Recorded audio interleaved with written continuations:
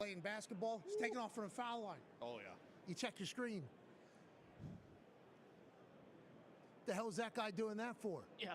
And you saw him in Iowa, same damn thing. Gets the NFL, gonna get cooked. Has to get cooked. That's mayonnaise on a sandwich, brother, and that thing's getting toasted like it's Subway. That's what they're gonna say. Instead, this guy goes on to be an all-pro. He made the all-everything DB team. Oh, yeah. That's right. Talking about being one of the greatest, maybe of all time when it's all said and done. One of the exciting whites, DB for the Philadelphia Eagles, Super Bowl champ, Cooper DeJean. Yeah, Cooper!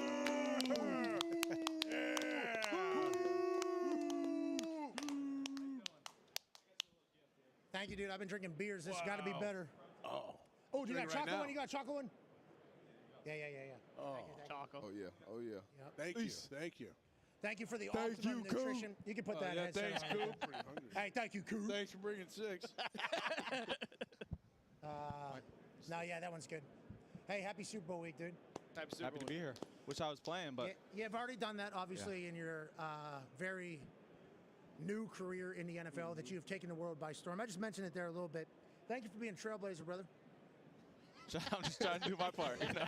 No, it's really helping. I want to let you know, it is really helping a lot of things. You made the All-Everything DB team, first Caucasoid to ever make that. I heard. Yeah, congratulations. Hell yeah, Obviously, appreciate it's that. huge. Thank The you. highest honor. When you go, it is one of them. I think there's only thank you, certain Tony. people that get on that thing. You go to Iowa boy. yeah. Crushing Iowa. It's Big Ten football, though. Okay, we don't got a lot of 4-2s running around, 4-3s running around. You know, so obviously the question is, obviously this dude not going to be able to do it in the NFL. You get to the NFL, how quickly do you realize, like, okay, I am going to be able to play here? And what is kind of the development for you from first day in the NFL to where you are now? Yeah, it's night and day. I think you go back and watch my first preseason game I played as an NFL player. It was one of the worst football games I've ever played in my life, probably. To see that the growth from then to now is crazy. You know, it's just a lot of work put in, time, a lot of great people behind the scenes helping me out. You know, to help me get to the spot I'm in today, and now we gotta keep improving. What do you learn? You learn like route concepts. You learn like tendencies. Like, is all that shit happening at this rate, or like how do you All feel the like things. the brain is really executing in the NFL? A lot of it's mental and understanding what you're looking at on the field in terms of film study, understanding the offense you're playing, what type of scheme they run. Obviously, my position, understanding the run fits, and being able to play the pass, both all in one. But I'd say it's more mental when you get to the NFL from college. They used to tell stories in DB rooms about Jordy Nelson. Okay? They would tell tales of Jordy Nelson and say, "Hey, this one's different. We need to watch it." Feels like DBs are saying the same thing about you, Cooper. Darius Butler has a question for you. Absolutely. You hit the ground running. I don't know what your expectation was coming into the league. Like, did you want to play outside, or did you know you were going to play inside? So I want to know that. You've done an amazing job at it, especially being a young guy playing in that slot. You got to communicate coverages, run game, all of that stuff. So what's that transition kind of been like doing that part as a young guy, as a rookie now, second year? And then what was it like talking about this week? Like, you had your biggest moment, your best play in the biggest moment, pick six, Super Bowl. What was that feeling like as well?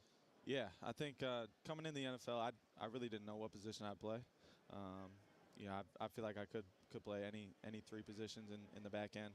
But obviously they put me in the nickel spot, and I feel like that's my best position. Being able to play the run and cover. I feel like with my ability, I feel like that position fits me. And then going to last year, the Super Bowl. I mean, it's a crazy week. First off, going through all the media stuff and things like that. But then it gets down to the game. It's probably the most butterflies I've ever had for a game was the Super Bowl. But then to have that moment, being able to score, on my birthday in the Super Bowl was crazy. Yeah, you did. Yeah. Check the box. Crazy. Had the NFL career, had the moment. That's all we need. However long we play, we already got it figured out. By the way, this is not ass. That was Okay, good. It's not There you ass go. at all. Vanilla as well. I've been drinking kind of warm beer, Sure. for the last from Joe Montana. Shout out to Oh, I Guinness. thought Yeah. it was cold. It was at one It point. was. I mean, I was like, I don't have to The go. mixture of the two is good. Yeah, I've been sipping on Optimum Nutrition, the chocolate protein shake that came through in such a delightful way. Really saved my palate Yes. from not having to spit dirt. Cooper DeJean is a new partner of Optimum Nutrition. Cooper uses Optimum Nutrition Gold Standard Whey Protein Powder. He relies on the product to support muscle recovery after games and intense training sessions. So this is what it is. Yep. Wow. I've never seen this before. Okay.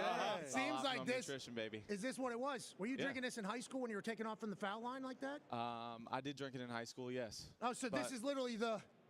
Okay. All right, Caucasians, The elixir. going forward. Feels like this is what we're needing. Why'd you The key laugh? right there. Why'd you laugh? Hawkeye, yeah, D-Butt, enough with the racism.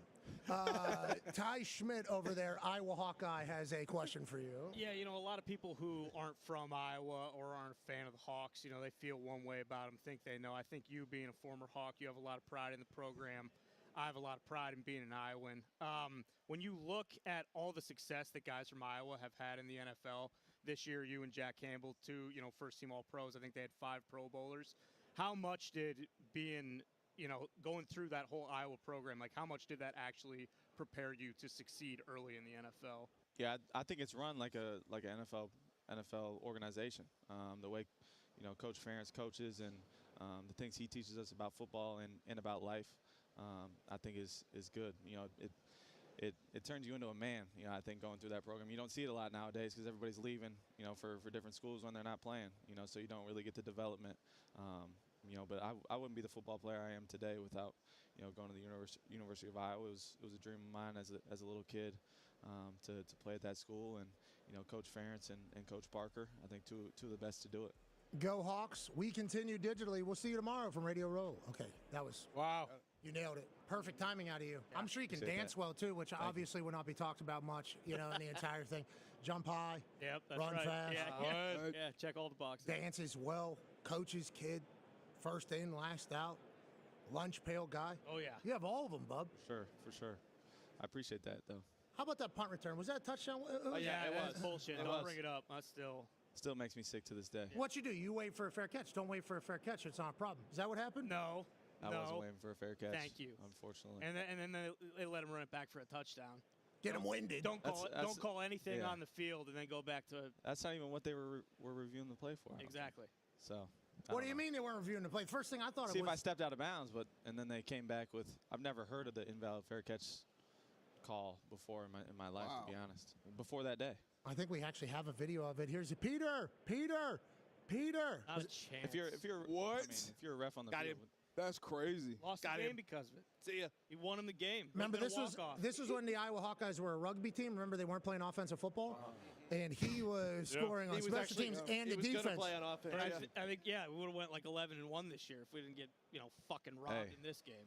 the boy, I'm excited for the Iowa team now. We got Yeah, is that right? the Indiana's. boys are playing some ball. They are playing Indiana. some ball. Yeah, I'll give it to Indiana. It was kind of I don't know. We'll see if they can, What were they you can gonna keep say? going. Iowa nipping on the heels of Ohio State, though. I've heard Oh, that is there as well. different tiers now all of a Yeah, sudden? I've heard it. See, we got him. Yeah, we're coming, baby. How's life as an NFLer? It's a lot of fun. It's a lot of fun. I think it's a lot more fun than being in college.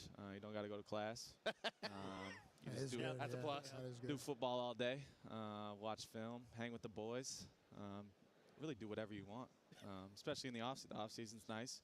What are That's some what you do. hobbies of Cooper DeJean? I'm a big golfer. I love to golf. I assume you're very good. I'm a 7 handicap. Oh, I'm getting young down in the there. NFL career to be a 7 already. It feels You know, like. yeah. But it's tough. You go 6 months without playing, and then you got to try and pick it up again. So You shoot dice, craps. I play blackjack. Hell I yeah. don't like shoot that. dice, but I like yeah. that. I didn't know. I didn't know. Just see what the locker room's like. Yeah, I didn't know. Yeah, yeah. What is the locker room? I don't know Holy if- I don't know shit. if we can say that. Okay, Funny. good. Hey, good question, actually. Turn- Hey, you guys hate each other? What the fuck goes on with your locker room? Why is hates it each other. your locker room?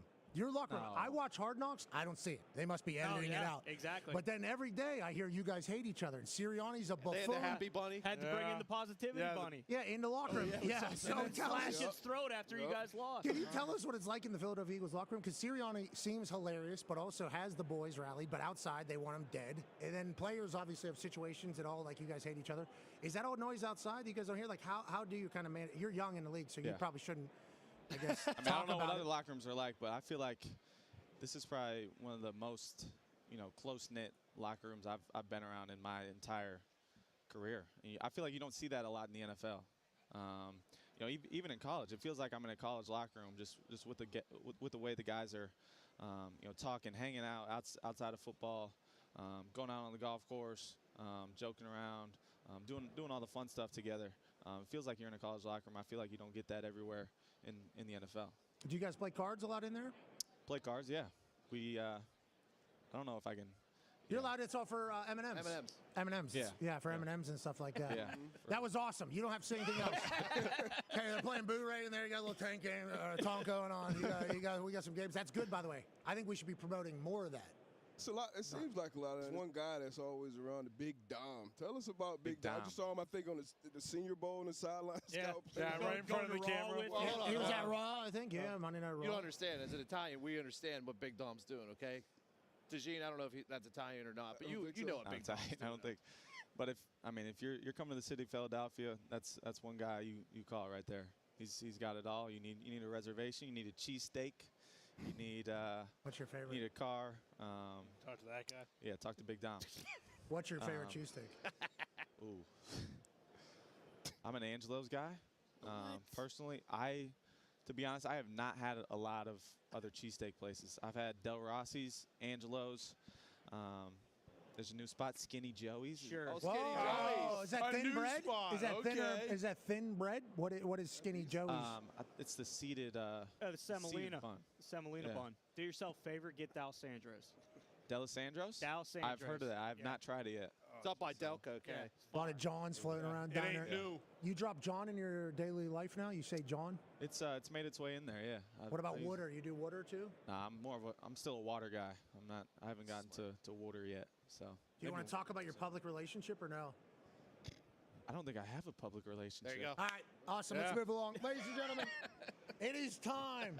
The internet talks about it. Yeah, they do. By the way, happy for you.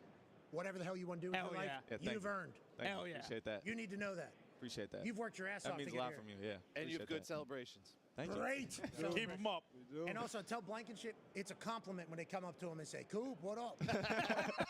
And he's got the other one. Is that the full one? Do we know? You shooting hoops? What we Yeah. got? Charity super shot. Okay, listen, Cooper. Where am I shooting from? Right there. Oh, right now, here. granted, you take that however you want. Am I shooting? Hold on, Coop. Jeez. Don't jump the gun. I'm ready to go. Cooper DeJean, who is a high school basketball legend, a man who now has a pick six in the Super Bowl, is an All-Pro, and one of the only members in the history of the I think the only. Caucasian to be on the All-Everything DB team. Wow. That's a tough team to make it to. Yeah, it is. I appreciate that. Only 5 spots. Appreciate that. It's You dope. don't get a trophy. Oh, that's all right. You just get on a graphic. We can I'll send you take the it. graphic. I'll take the graphic. Maybe You apply. got it. Oh, maybe we can sell it to you, actually, because wasn't that a thing when people are selling NFT. pictures? Yeah. NFTs. People, NFT. Yeah, that's right. people are selling pictures of stuff? Yep. It's just one of a kind.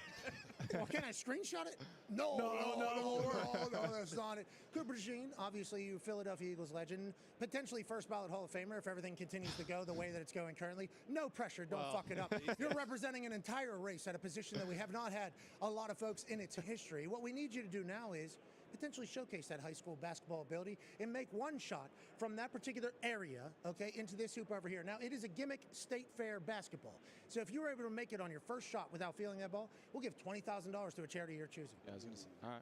Rookie contract, won't be asking you to match it. 20,000 to a charity of my choosing. Yeah, if it's first shot. Second and third shots will be only a $10,000 donation because you're an athlete. This is a rangefinder, this first one. If you were able to bury this, I think it would be a modern marvel in the feat of athleticism, but that is Sitting down. what you are. Yeah, that's what we're looking at. All right, here we go. You can do whatever you want. You ready? For 20,000. At Wayfair, we bring style to every get-together. They brought wings. You mean these wingback chairs? Dive in, everyone. We brought plenty. We brought the ranch. Wings and ranch? Now it's a party. Wayfair. That looked good. Him on the Phil Ball. The liner. Couldn't get as much arc as I The wanted liner. there. Bill Ball. Bill Ball. Just throw it, Bill. Bill Bill Ball. Ball. a pass. Wow. Coop, we all kind of needed that. Yeah. You are a one. He's dialed in, too. It was a little short. We Hold got on, another one or hold on, no? Yeah, hold on. All right, Gary I'm Vee will pretty- make it. The great white hope there. Yeah. What? The amount of things that I would be saying. That's why you guys are supposed to be able to shoot too. You know? Yeah, Yes. exactly. Kind of the thing. That's the whole point. Yes. Okay. This one, $10,000 donation to a charity of your choosing. You can make the world a better place. Mr. Cooper DeJean, Super Bowl champion. If you're able to put that gimmick basketball into that hoop right over there. Oh, man. Never a doubt. Oh, man. Let's go. Yard. Never doubt. Warm-up shot. Warm-up shot. That rangefinder. That's why that first one. Yeah. That first one, no chance. You've never felt a ball that get light. lucky. You've never Yeah, no. shot a ball that light. I Yeah. haven't. Yeah, so if you would have made the first one, that's why I was so devastated, because the things I would have been saying about you forever would have just continued. But now we know one rangefinder, no problem, just like Bryce Young. Bang. Exactly. $10,000 donation. Keep doing what you're doing, man. I hope you enjoy the hell out of Appreciate the it. entire ride. Thanks for having me. Are Appreciate you guys that. going to be good again over there in Philly, you think? Yeah, You just gotta wait. Just gotta wait. We'll see. We'll see when it comes next year. What are your thoughts on Fangio? I love him. Great coach. One of the best I've been around. I think. The way he coaches and what he's been able to do, the way he calls plays. Hopefully he's got a couple more years in him, I think. What about how was Coach Parker? I think I saw you and a lot of other guys around the league send out great messages once he took that job in Dallas. Yeah. What are the Dallas Cowboys getting out in their new DC? Yeah, it makes me sick kind of that he's going to Dallas, but he's a great teacher. Great teacher. I've learned a lot from him.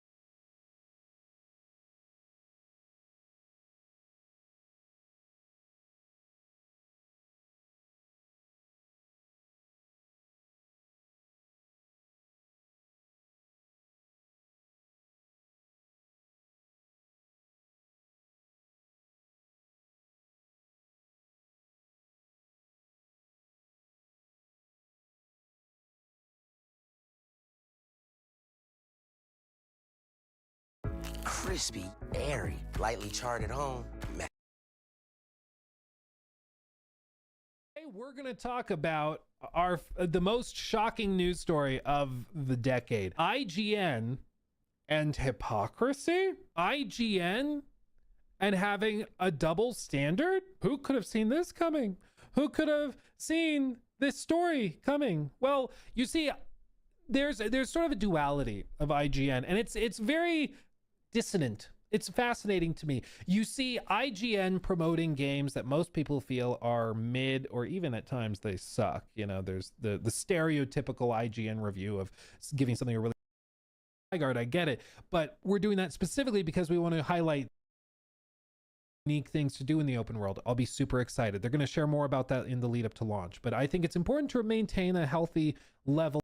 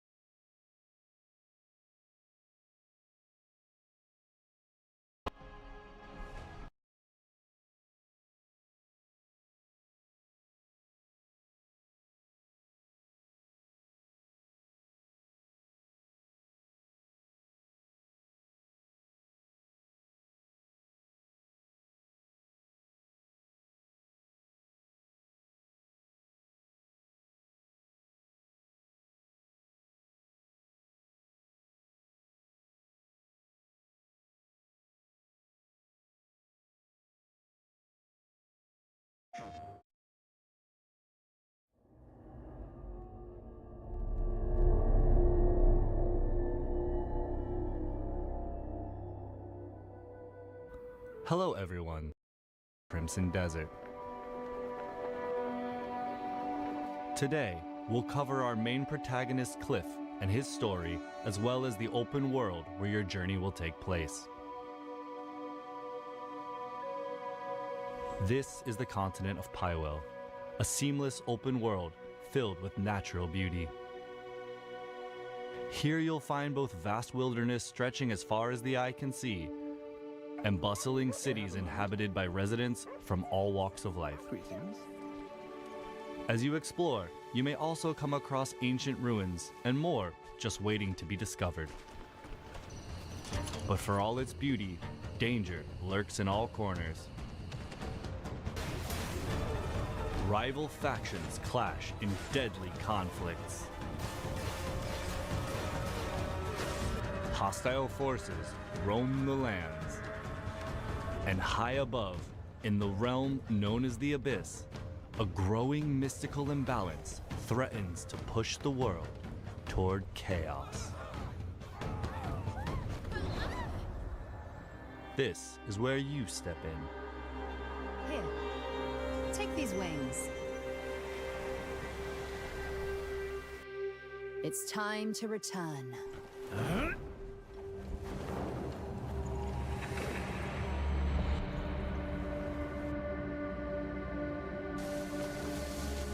You will play as Cliff, a formidable warrior of the Greymanes, a faction hailing from the region of Payloon.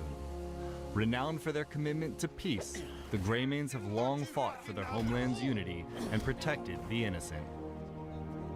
To Cliff, his fellow Greymanes are family in all but name, and he has fought with them side by side, determined to preserve unity in their lands. Rest well. But we first join Cliff in the days after that peace is shattered. Gian has fallen, and with the great leader's death, our land, Payloon, once unified, has been plunged into chaos. And now, a bloody battle unfolds between the Greymanes, who fight to uphold his will, and the Black Bear forces that seek to set it aflame.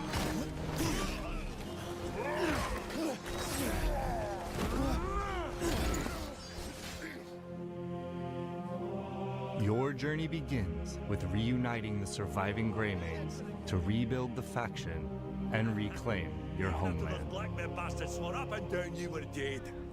Ross! But as you venture farther, the clearer it will become that the fate of more than just the Greymanes is in your hands. Forces of greed and malice wreak havoc across the continent, while a far greater threat emerges. The gazes of dark forces are fixed on the Abyss, a mysterious realm that holds power beyond imagination. And in doing so, drives the balance of this unknown world and the continent below ever deeper into chaos. Fragments of the Abyss are falling to the lands below and lie scattered across Pywell. Defeating those that seek to use these remnants and restoring the Abyss's broken balance will be an important part of your journey. The Abyss holds what the world itself will contain, which is why they plot to open the gate. What's behind it?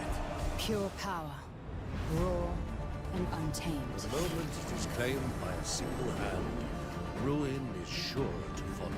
If we fail to do so, countless lives will be lost. We can't do this alone. Naira, gather all of the Greymanes. Consider it done. Take focus! They're all fucking dead!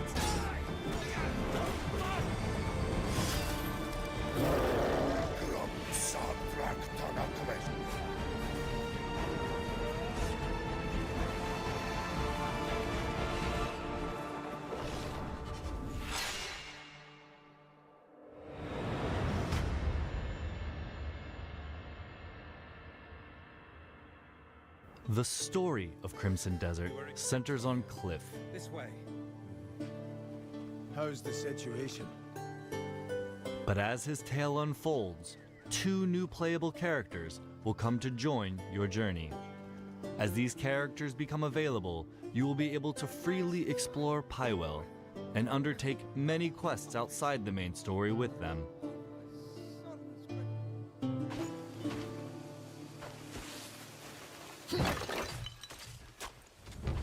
Each character has their own combat style, as well as unique skills and weapons, allowing you to experience the world and its battles in different ways.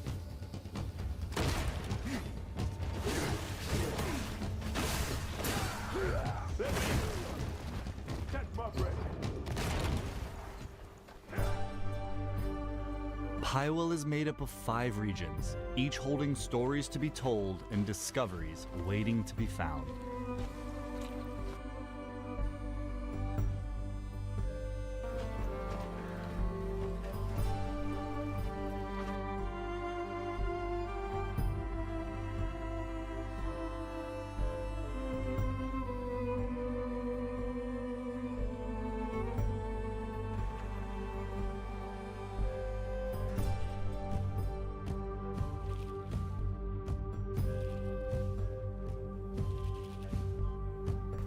The main questline follows Cliff's journey through the central story, but questing in Pywell goes far beyond following a single path. The continent is full of other tales, interesting encounters, and hidden challenges that all shape your adventure, and you're free to take them on in any order you choose. Many of Pywell's quests revolve around the factions, houses, and organizations of Pywell. Some of these quests are grand, with large-scale objectives like reclaiming fortresses and taking on formidable foes.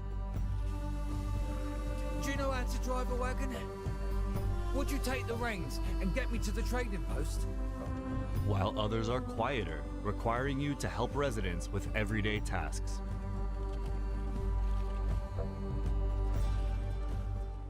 From the outset, some factions will be friendly and may give you missions. The Bleed Bandits are raising an army of their own.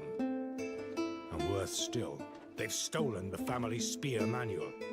My son Graham went to reclaim it, but he's gone silent.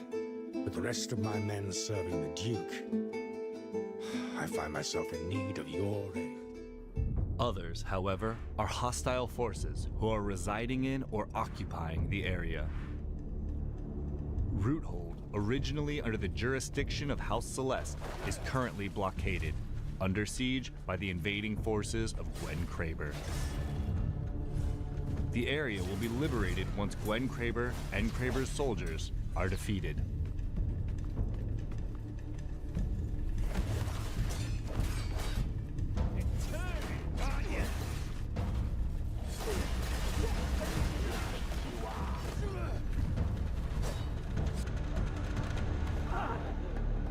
Roothold is now back under the control of its rightful faction, House Celeste.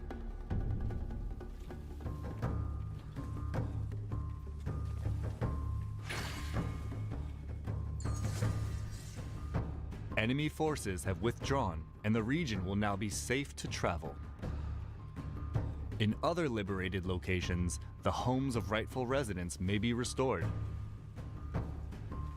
Rewards for faction quests will be helpful in your character progression, from meeting new merchants to receiving equipment for your journey and gaining access to resources like lumber, stone, and other materials you'll need to rebuild the Greymane's home.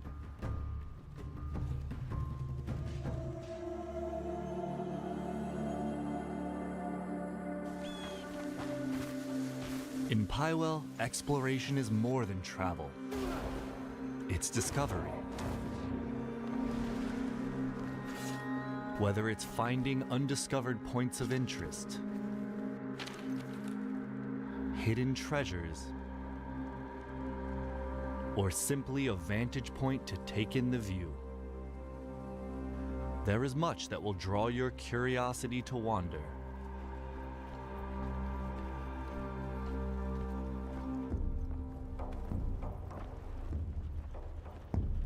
With sights, secrets, and surprises along the way catching your attention, and no strict path, you can pretty much go anywhere that captures your interest.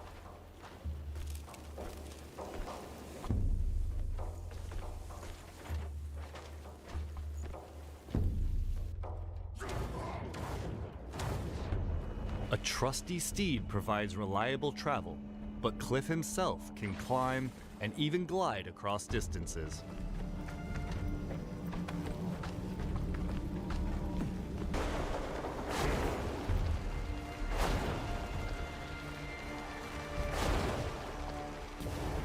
Further into your journey, you'll also gain access to a missile-firing mech and a dragon that will allow you to soar high above the world. On your journey, you will meet a wide variety of the continent's inhabitants as part of everyday life in Pywell. Amongst them, hostile factions and enemies each present their own threats, from well-trained soldiers and sorcerers to ferocious beasts and machines that will test your combat skill and adaptability. And for those seeking a different kind of challenge, Pywell holds many mysteries. From ancient mechanisms hidden in forgotten ruins to enigmatic puzzles, each rewarding keen observation and problem solving.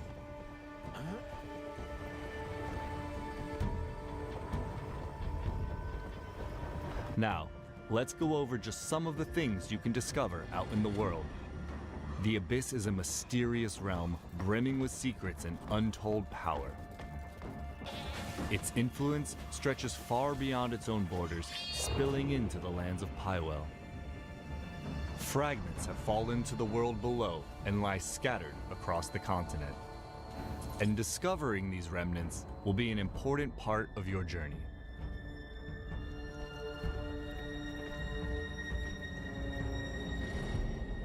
You'll come across artifacts, powerful items necessary to unlock and upgrade your skills.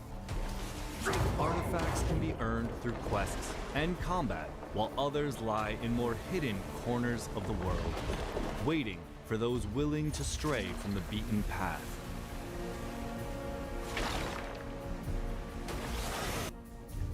Traces of the Abyss you discover will open up fast travel locations, making it easier to revisit and explore the areas of Pywell you've discovered.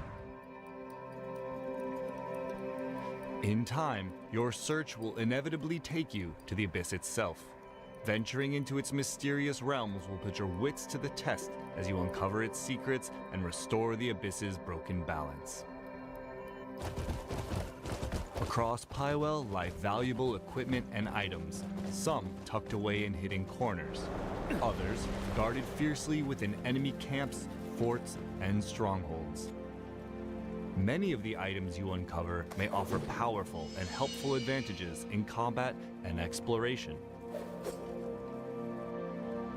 Even the smaller items you collect along the way can prove unexpectedly useful, benefiting those who search every path and face every challenge.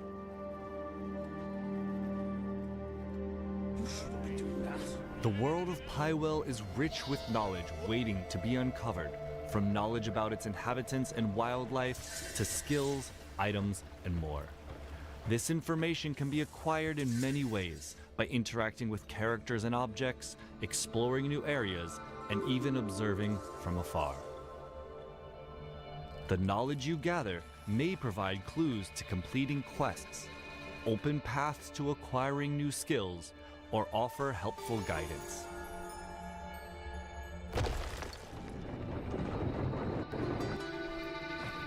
That's all for today's look at the story and world of Crimson Desert. In the future, we'll be highlighting combat, progression, and life in Pywell, so stay tuned. Thanks for watching, and we'll see you again.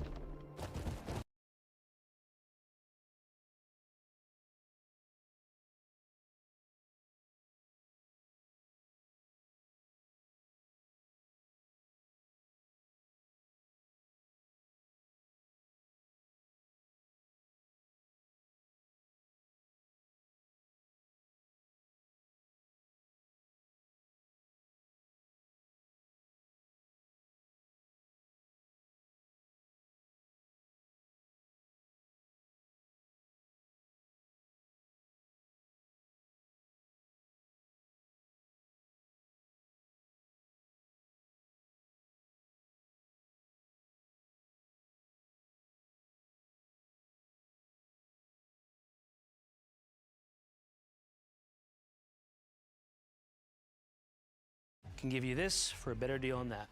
Bring. Again, my beautiful movie peeps, let's talk about some movie news. Some of the things we'll be looking at here today, guys, is we got a ton of movies that got revealed through an Apple TV event. We got A24 winning the rights for Texas Chainsaw and revealing their plans for the property, along with some pretty fascinating updates on Avengers Doomsday that kind of have me shocked. We'll be diving into that along with so much more, so you guys know the drill. Hit that like button, subscribe if you haven't already, comment down below, and well, let's just get into it. And while kicking things off, there was this Apple event. Usually they're known for having their events to reveal new products, phones, tablets, computers. I'm waiting for Apple to reinvent the iDog. Y'all remember that?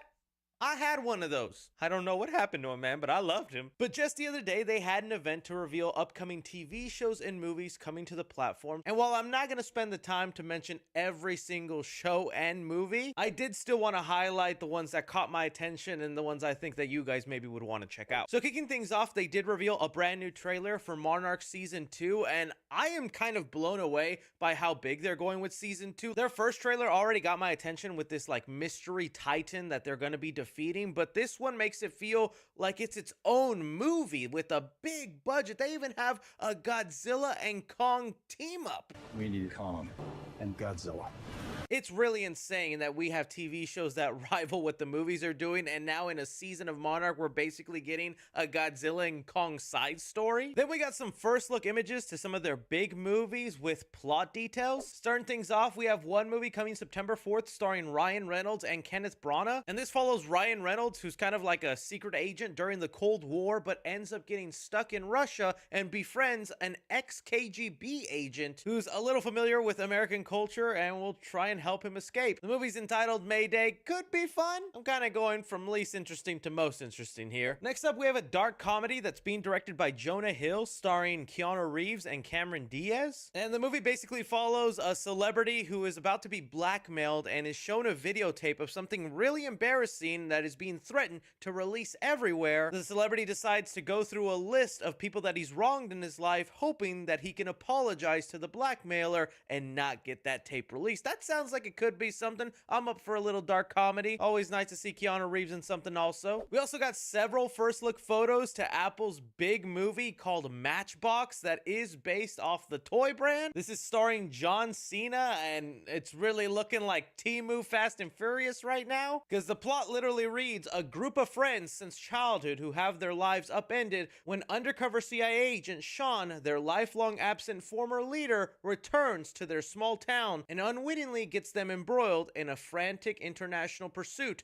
to save the world. I really hate to be that guy, but this screams typical big budget streaming slop. It is funny though that this is based off a toy brand, and John Cena has already made appearances in Fast and Furious, and now he's in this. We'll see if it does any good. That'll be releasing October 9th. Another movie that I don't know how to feel about is titled Way of the Warrior Kid. It is starring Chris Pratt and Linda Cardellini, and it follows Chris Pratt's character, who's a Navy SEAL that decides to pay a visit to his nephew who's getting bullied, so he decides to teach him things that he learned as a Navy SEAL to help protect himself. Essentially, it's Karate Kid, but instead of Mr. Miyagi, Chris Pratt's basically G.I. Joe. I'm like, that could be fun. I wouldn't mind checking that out. It could be enjoyable, but it's like even the way the word kid is in the title, just like Karate Kid. Why can't we just do Three Ninjas again, man? When's that reboot coming? It is kind of funny, though, that we have these kind of retooled versions of old movies, because like even today, Netflix put out a trailer for a movie called War Machine, starring Alan Ritchson, about a group of soldiers that go into the forest only to find this giant robot that's going to start hunting them. And I'm like, that's just Predator meets Terminator. But maybe that's just what streaming is now, you know? What about you guys? Which of these projects are you actually popping on a Friday night with a pizza? Moving on here, we got the official announcement that A24 has now won the rights for Texas Chainsaw Massacre. You guys know we've been talking about this for a few months, that the rights have been up for grabs, and there's been tons of studios trying to buy them, whether it's Neon, A24, and now we know it's not only officially with A24, they give us an idea of what their plans are. Now that they own the rights, rights. They have it here that JT Molnar, who did the screenplays for The Long Walk and Strange Darlin, 2 horror movies I really enjoyed, alongside Glenn Powell, who will be executive producing, they're going to start things off by making a Texas Chainsaw Massacre TV show with a movie coming in the future. Starting off with the TV show, they have it here from one of the producers. It was a difficult decision, but A24's embrace of boundary testing genre films and its record of working with artists who are inclined to test boundaries made them a compelling choice. Plus, we believe having a great creative and producing team, JT Molnar, Roy Lee, Dan Cohen, and Glenn Powell in place gave us the best shot at a series that could be genuinely eye-opening and unexpected. There's an epic tale lurking in the Chainsaw backstory. And there you go. It's just so funny how A24 has gotten in this game. A few years back, we were hearing that, like, if A24 is going to survive, they're going to start leaning towards more blockbuster or bigger movies because they make a lot of interesting, weird films, but sometimes those interesting, weird movies don't sell a lot of tickets. But I also wonder, how does that translate into TV money? What do they earn from that, or how does that work? Because I would imagine, well, wouldn't you want to kickstart getting into a movie and having that go out there? Texas Chainsaw is a recognizable brand, and A24, that already makes some eyebrows raised going, oh, interesting, what do you got doing here? Because I agree with the producer, A24 does a lot of genre testing, a lot of pushing the boundaries, doing out of the ordinary, and that's exactly the kind of stuff you need in a Texas Chainsaw Massacre movie, because after sequel and reboot after reboot, it gets a little stale. But no, it's funny that they're going to go to TV show first, and that feels like that's also been the trend for horror characters. We know there's a Halloween reboot in the works, and they announced first a TV show. Haven't gotten any updates on that TV show or what's going on with it, but it will begin with a TV show. A24 was also recently able to get the rights for a Friday the 13th TV show, and that's currently being filmed. We got a couple of set photos, and we know that's going to be looking into Jason's backstory with his mom, Pamela Voorhees, played by Linda Cardellini. Excited to see how that turns out, and that'll be going to Peacock. And now a TV show for Texas Chainsaw Massacre. I'm open to it, and I mean, this writing team, JT Molnar, is mainly going to be the thing to hype me up because I've really enjoyed what he's done. I don't know if I'm all that crazy of once again going into the backstory of Leatherface and his family. Like, we got the best version of that with the 2003 and 2005 movie when we look into that. And I mean, there's been other sequels where we also go into the backstory of Leatherface and they just turn out okay. But to me, it really just is a surprise that these big horror icons meant for the big screen, sequel after sequel, are now going to the small screen. I mean, we just had the Chucky TV series. Everybody's getting a show and a movie, minus my boy Freddy Krueger. When is this happening? Throw it off to you guys though. How do you feel about A24 starting off with the Texas Chainsaw Massacre show based on a Leatherface backstory and his family? And when they eventually get to the movie, what do you want to see happen? Moving on here, I thought it'd be best to address some of these actors that were rumored to like not be part of Marvel anymore just because of people spreading lies. One of the biggest ones that was going around recently was Mark Ruffalo getting fired from Marvel. This one was huge and spread everywhere. I even had family members and friends text me or bring it up during conversation going, kind of crazy they fired that Hulk actor, right? But this mainly got sparked around because Mark Ruffalo has been very vocal about how he's not pleased with the current administration, and that pissed off a lot of people who are for everything going on, so they just started saying, oh, he got fired. But in a recent interview for the movie Crime 101, where he's going to be there alongside Chris Hemsworth, he said, not that I know of. People keep going like, did you get fired? Not that I know of. Chris Hemsworth even chimed in and said, it's nonsense. Ruffalo ending off his comments by saying, I'll be there as long as they'll have me, but I have a good relationship with them. Who knows? There might be things I'm already doing that I'm around. Let me just say that. And if you know Mark Ruffalo, you know this man is notorious for wanting to spoil giant things. Like, he actually did spoil Avengers Infinity War, and we never knew it. It doesn't end well for the superheroes. Wait till you see this next one. Everybody dies. And right there, he was about to give away more. And in fact, he did give away more as those interviews went on with Chris Hemsworth, because just recently there was a new interview that came out where they were talking about how many superhero projects have you been in. And while Chris Hemsworth was trying to tally up the number that he's been in, Mark Ruffalo added one more on top of that. 5, 6, 4, 6? Well, there will be. Yeah, we haven't shot that one. Basically revealing that both him and Thor will be part of Avengers Secret Wars. I think it's safe to say Tom Holland is no longer the #1 spoiler. It is Mark Ruffalo. But that's kind of cool. You know, a lot of people were worried that like Thor was going to get killed in Doomsday. And, you know, his little teaser trailer they put out really makes it feel like his life is on the line. Chris Hemsworth also put out that post where it felt like he was saying goodbye to the character. But no, it looks like he'll be there in Secret Wars. But then again, maybe he could die in Doomsday and all his scenes in Secret Wars are flashbacks or time travels involved. The only other actor right now that's also being accused of getting fired is Tatiana Maslany, who's also been very coy and jokey with her firing. Same situation as Mark Ruffalo. She's been very vocal about her opinions and the things going on in the world, and that's pissed some people off. And then she just got asked during an event about her appearance in Doomsday and Secret Wars. You'll never know. I'll never know. Yeah. know what- Never know. I don't know. Do you know? I don't know. That's why I'm asking. I don't know. Which really isn't definitive, but if we go off the concept art that I'm still thinking is real, where we show off Greenland, this area where all the green people are going to live in Battle World and Secret Wars, the Hulk and She-Hulk, then yeah, I think she'll be in there. I know some people weren't fans of the show, but even then, with my negatives on the show, I still think the She-Hulk character would be fun to be included in the movie. I also just get the vibe from Tatiana Maslany that she's joking around and she clearly knows she's back, but she's having fun with the people spreading lies. So we'll have to wait and see, but I can't wait to find out the next actor that was fired from Marvel. How do you guys feel about it when these rumors go spreading around? And we'll ending things off here talking about Avengers Doomsday. We're getting more and more details about this film that sounds so interesting, and this specific detail really has me kind of scratching my head, and it's creating a funny mental image. I will say, I guess, minor spoilers. If you want to go in completely blank, I don't think this is a giant spoiler, more just some context of the movie. But again, if you're sensitive about all that, we recently got several different sources, including John Campea, who, as you guys know, has said that he knows the entire story of Avengers Doomsday, where Doctor Doom, Steve Rogers, and the Fantastic Four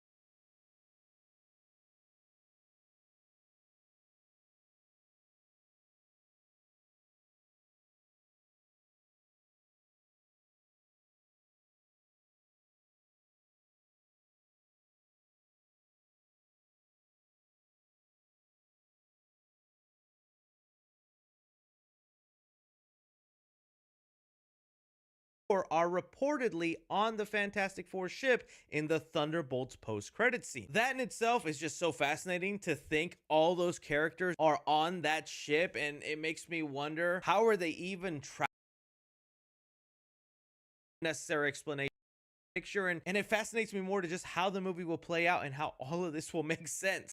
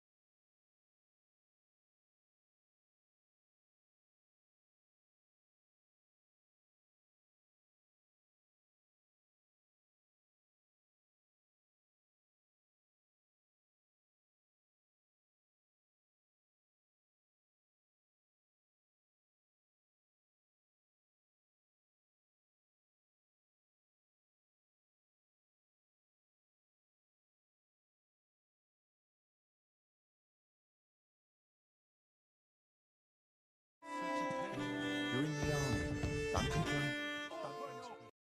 You're scaring my lass. What is it about? You've been heard disrespecting the Knyaz, singing songs that mocked him and the faith. Who told you this nonsense? Was it Since one of our game's main features is the duality of Cohen, our hero, who is human by day and a vampire by night, we're gonna show you 2 ways to play the quest. Help. So this is yet another example of our narrative sandbox. We can approach each of the quests in a variety of ways, remembering about the duality of our hero, human by day and vampire by night, knowing we have both day and night as our allies. In June, we started on the outskirts of Svartro and had a brief stint with some bandits. Cohen got rid of them easily with a few well-timed shortcuts and active abilities. Then we walked around the city a bit until we reached the cathedral, this time entering it without any hassle during the day as a human. Let's continue that playthrough.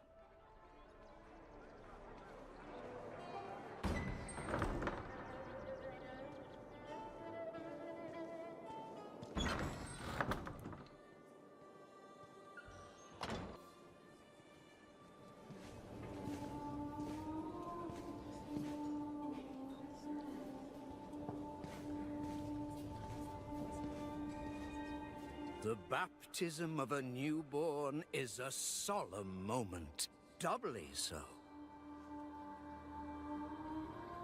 A new life joins our flock, bringing happiness to its parents and to the congregation.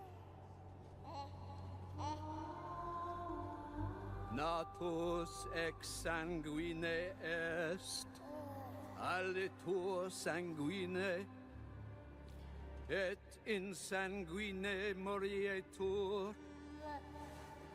Ego te baptizo in nomine Dei. Amen.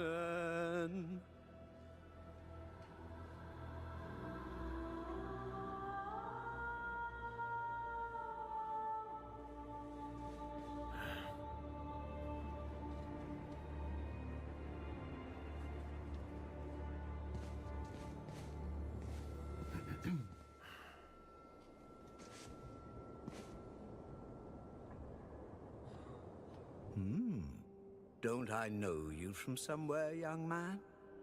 Laslia, maybe? That's right. My name's Cohen. It's a real shame what happened there. So many good people imprisoned. But where there is sin, there must be chastisement. And speaking of sin, come with me. I'll take your confession. Thank you, but I have no need for confession. Ah, so you deem your conscience clear? I wouldn't go that far. But I'm sure you're a busy man, Father. So while I appreciate the offer, I feel that my soul shouldn't be your priority. I won't press the matter. You are quite correct. I have many other duties to attend to. But please remember that in order to be saved, we all need to repent. Myself included. I hope we can speak again soon. Good day to you, Cohen. Father Florin? We can start by chatting with the deacon. He might know something about the catacombs where Saint Mihai is buried.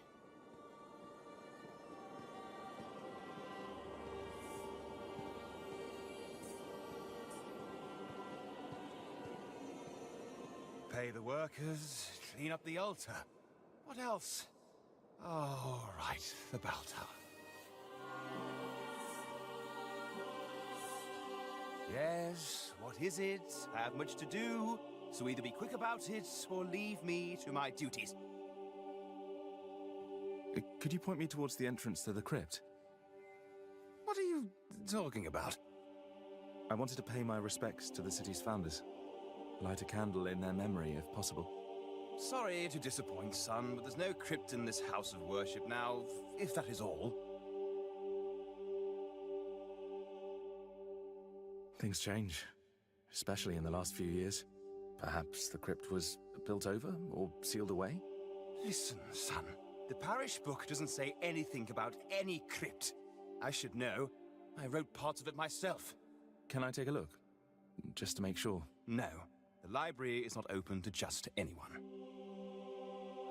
Still, it seems to me you have plenty of time on your hands and will keep on badgering me. Tell you what, I'll give your idle hands something to do, and afterwards maybe I'll let you take a look into the library, Tell me what you need, then. Our caretaker, Radu, is missing, it seems. It's been a few days since he last came to work, and now his duties have become my duties. I imagine he's lazing about somewhere, having a laugh at my expense.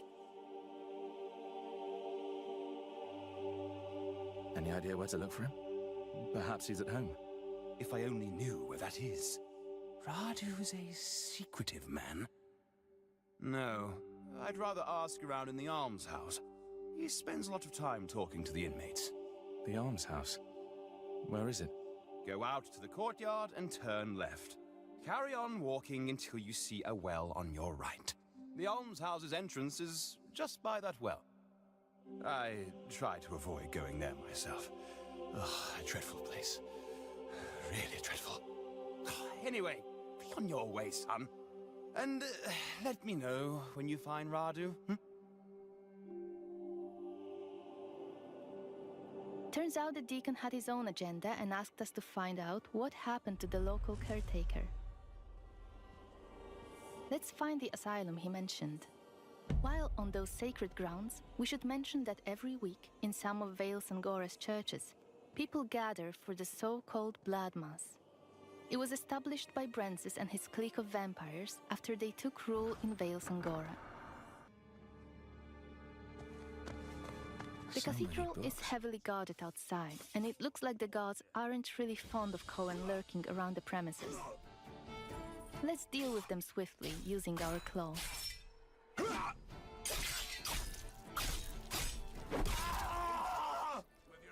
We've listened to your feedback, and we've worked on the flow of using active abilities.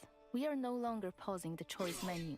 It's real-time in gameplay. It's also a good opportunity to show you another use of the Voracious Bite ability Cohen uses to drain people's blood. In combat, it will both replenish your health and deal some damage. Time to move on. Let's explore the other areas in the courtyard. I'm alright. Just need to get a breather. That's all. Let's use the sword this time, because yes, you can fight with a sword as a vampire too. But before we engage, let's adjust the camera. Camera placement was one of the hottest topics after our gameplay reveal. We've got lots of feedback about it, and we decided to add a second option for those of you who prefer the camera slightly further away from the character. The camera will be adjustable for combat and exploration separately, so you can choose the setup you prefer.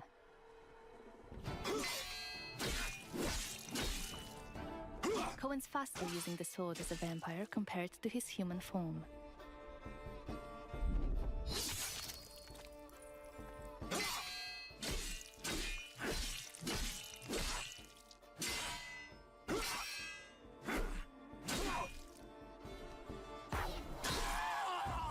Take notice of the hourglass icon next to our objective. It indicates that opening the crypt will move the time forward.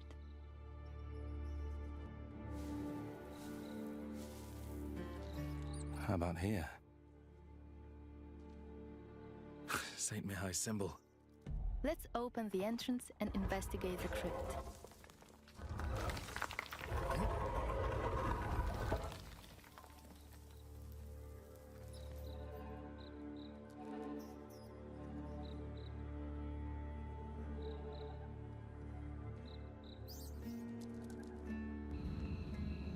Lighting up a torch might be a good idea. This place must have been sealed off for ages. I wonder why.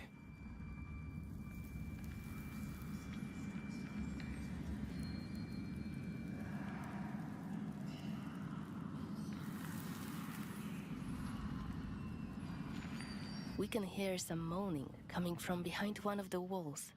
Let's investigate this. Is that moaning? I think it's coming from behind this wall.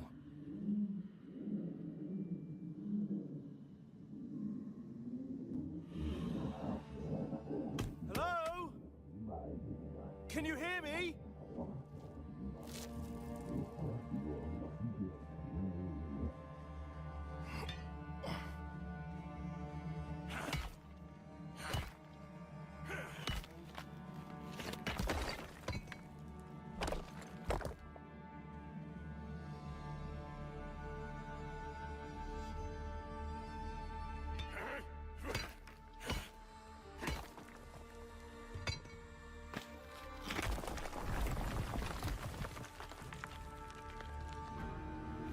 Wait,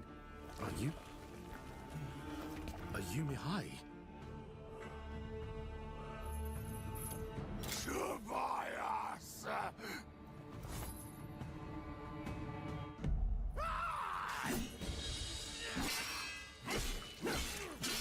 You'll finally pay what you did to me, Tobias. I'm not... Shit! Listen to me! No more of your eyes! We've been attacked by Mihai, who was an important figure in the valley. And for some reason, he was buried alive in the catacombs. Of course, as players, you'll be able to learn why that has happened. But we'd like to avoid too many spoilers here. That's why we are stopping this presentation mid-fight.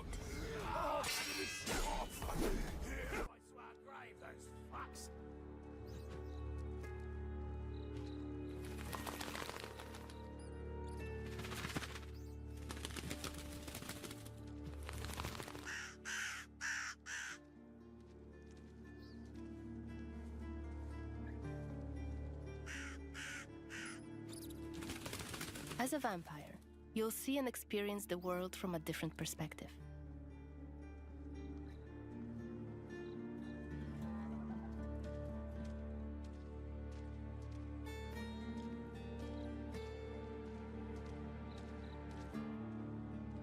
You sure it'll work?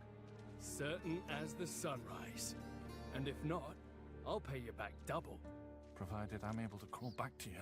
It's Rakiri blood after all. Sorry. Let's get inside the building using Cohen's vampiric abilities, Plane Shift and Shadow Step. You can travel quickly and easily access places beyond the reach of regular humans. Last time we were inside the cathedral, we came across Xanthi, one of Brensis's officers. She was a difficult opponent for Cohen, so this time we're going to be smart about it, stay on the scaffoldings, and show you an alternative approach. Better be quiet. To blood. Blood. You shall Is that become Kenya's Voyeurs Xanthi? most faithful servant. What the hell is she doing here? His command shall become the What is she sole doing? voice in your heart. Is that a ritual for the blood gods? Blood gods shall become your new family. You shall want for nothing. You shall yearn for nothing. They're covering up the old paintings. Why? Blood to blood. One of the workers must have left it. You shall become Kenya's Seems that the cathedral complex is quite big. The main building, cloisters, inner courtyard. the sole voice in The entrance to the crypt could be anywhere. Won't get anything done just standing around. Still, staying up here would be a smart idea. Your fellow blood gods shall become your new family. You shall want for nothing. You shall yearn for nothing. Only duty shall remain. Bound in blood. Blood to blood. Let's start by checking out one of the frescoes in detail. You shall Sanctus Mihai, patron saint of Svartra himself. His command Victorious and well loved. sole voice in your heart. There's the legendary silver sword. Blood god shall become your I hope new it really does family. exist. You shall want for nothing. You shall yearn for nothing. Only duty shall remain. St. Mihai's symbol. Good. Should help my search. Turns out, this one was actually about Saint Mihai, owner of the sword we're after. The powerful weapon might tip the scales in Cohen's favor and help him save his family from the vampire lord Brensis. Command shall become the sole voice in your hearts. Your fellow blood guards shall... We can check some of the buildings in the courtyard. Maybe we'll find some interesting clues inside them. Let's shadow step to this one below. It's the library we were supposed to enter a few moments ago, in our day variant playthrough. So many books. It seems that people don't usually close the balcony doors in Svartro. We can again use our system of getting a closer look at certain objects to both appreciate the beauty of the story being crafted in front of our eyes and to uncover secrets about Vale Sangora. The annals of Svartrau Cathedral. They're bound to have some information on St. Mihai's crypt.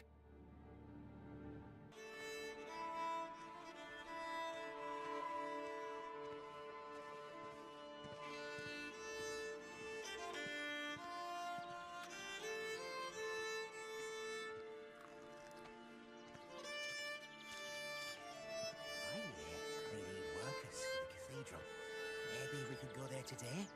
See if we can help? Yeah, right. The deacon will be really glad to see dirty bums like us walking around his glorious church. You don't know that, maybe? Oh, stuff it. We'll go and see Dragan instead. He's on. Maybe someone in here has seen the caretaker. The sister is too busy to take a look at him. It's just a matter of time until that wound festers. What do you want? I'm looking for the caretaker. I've been told he sometimes comes here. You mean Radu? Yeah, I know him. Steer clear of that bastard. Any idea where he is? Right now? Nah. But I do know something. Might be interesting for you. Really? All right, tell me. That's not how it works, friend. I need a little palm grease first. Here you go. It better be worth it. It is.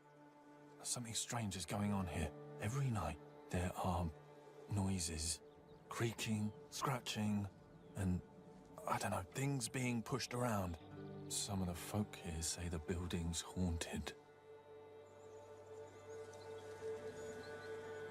Listen, I didn't pay to hear a ghost story. You were supposed to tell me about the caretaker. Oh, I'm getting there. I'm not trying to swindle you or nothing. You see, there's a closed-off wing here. They put the plague patients there when it first hit. But one day, they decided they were beyond help and sealed them all off, left them all to die. But I hear that the caretaker knew how to get in there, some secret entrance, and used it, but I don't know what for. I see. Any idea where it might be? Somewhere upstairs, I think. You'd have to look around. All right, I'll check it out. Thanks.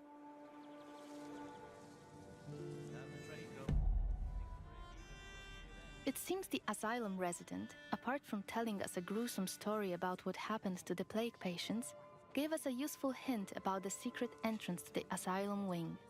For a price, of course.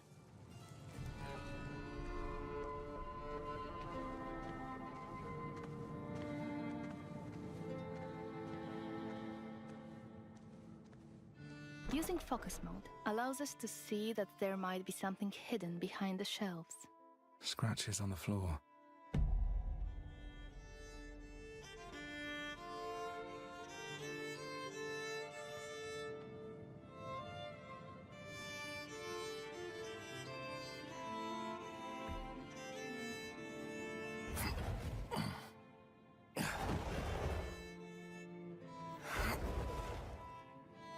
Let's investigate the location.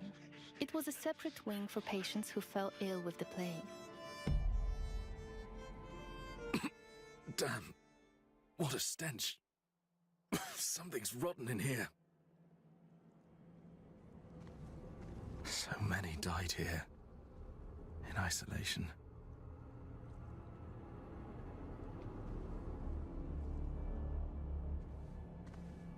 this wing was blocked off, and they were left to die a terrible death.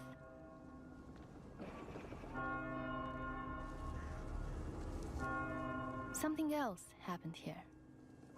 Huh. Died recently. Killed by something bestial. This body looks fresh compared to the rest.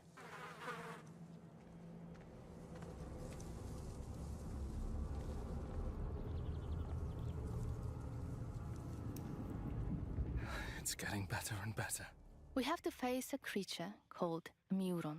While it is theoretically a vampire, its transformation did not go correctly. Occasionally, neurons produce loud, inhuman screams which stun the target, if it is within the scream's range. You!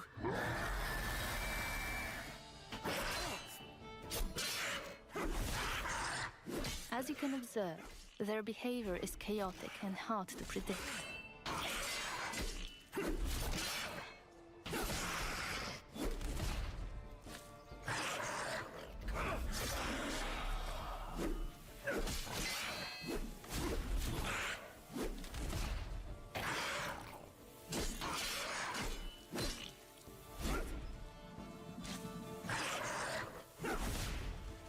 Neuroni possess the vampiric ability of Shadow Step.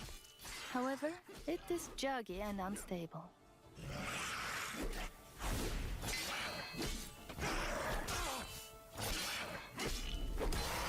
These must have killed Radu and the missing residents. We can learn more about what has happened here by using the Compel Soul hex. You can learn this hex during the game.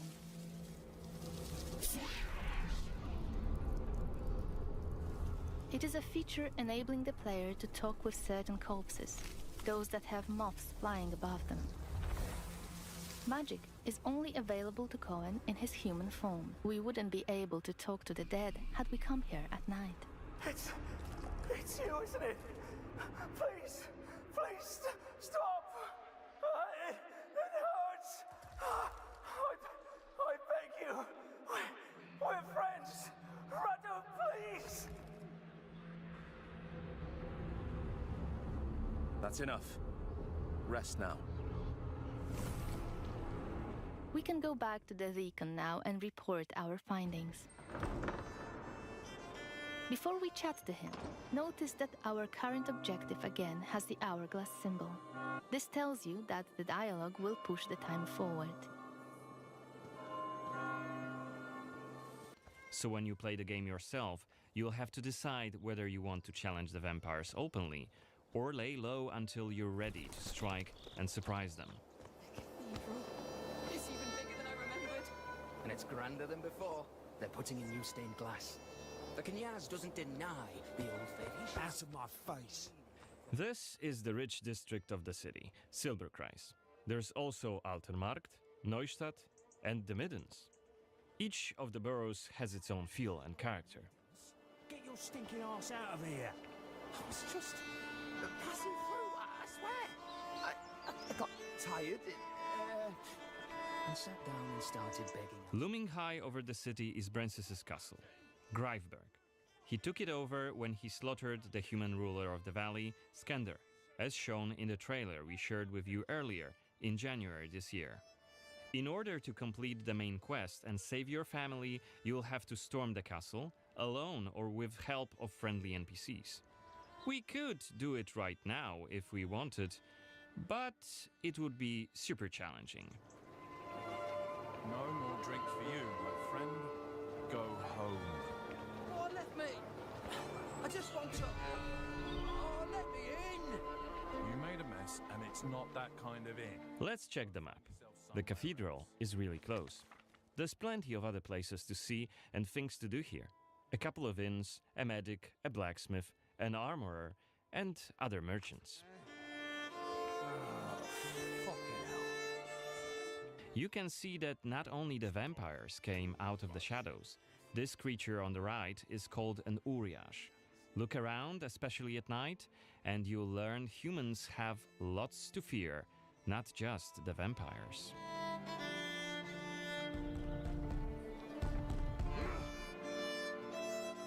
And here we can see guards pounding on some poor guy's doors. What is it about? Singing songs that mocked him and the faith. Who told you this nonsense? Was it Livia? It's just one of many different community scenes we're implementing in the game. Watch them closely when you play, as they might point you to new quests and hidden treasures, or signal changes in the game's world. Once again, I humbly beg of thee. I humbly... Ouch! I don't want to say it, Mum. It's a prayer. It's what we have to say. Go on. I humbly beg of thee, protect him. Thou hast sent forth. Okay, we are at the cathedral gates. Again, since Cohen isn't yet wanted by the vampire regime, The entrance to the crypt could be anywhere. Won't get anything done just standing around. Still. this was a scene investigation, a mechanic we used to zoom in on and showcase key clues. This time we had a chance to learn more about the vampire's plans. Looks like they're keen to cover up the old frescoes, so that's something we could take a look at. This way we could learn more about the cathedral's past. Blood to blood. Blood to blood. You shall Looks like we aren't alone here. Underneath us, there's a group of blood guards, soldiers hooked up on vampire blood, which makes them stronger. And one of Brances's vampire allies. It's Xanthi, the oldest vampire in Vale Sangora, and quite a powerful lady.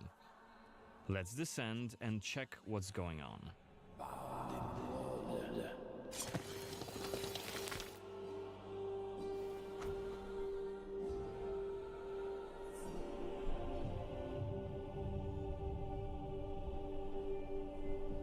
Don't think I don't see you skulking in the shadows. Come out!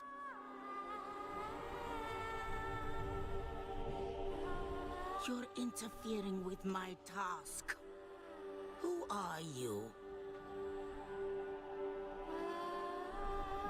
It doesn't matter. Very well. I don't have time for interruptions. Let us dispose of him. Quickly!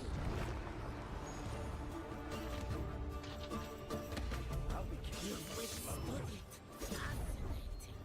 Cohen is using his claws to attack when in vampire form. Blood guards are dual-wielding opponents. Their attacks are pretty strong. Of course, even when fighting with claws, combat is still directional.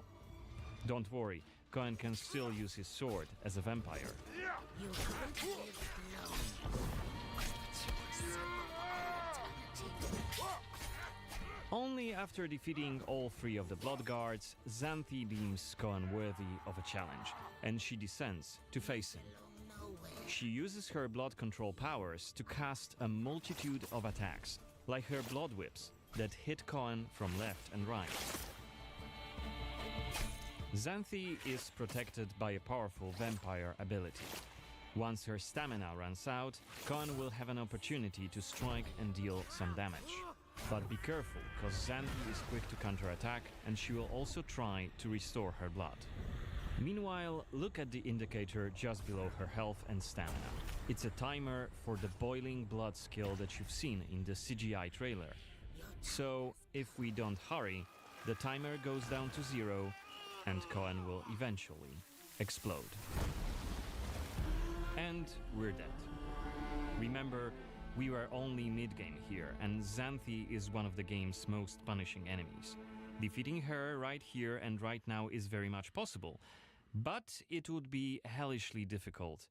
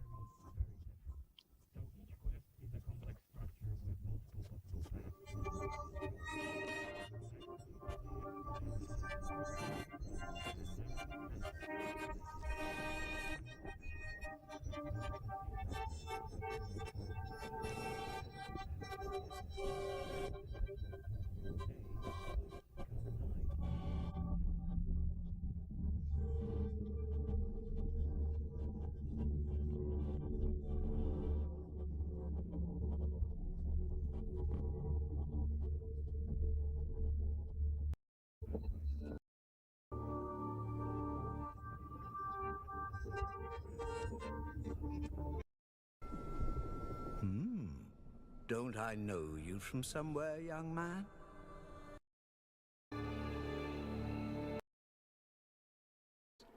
We'll begin.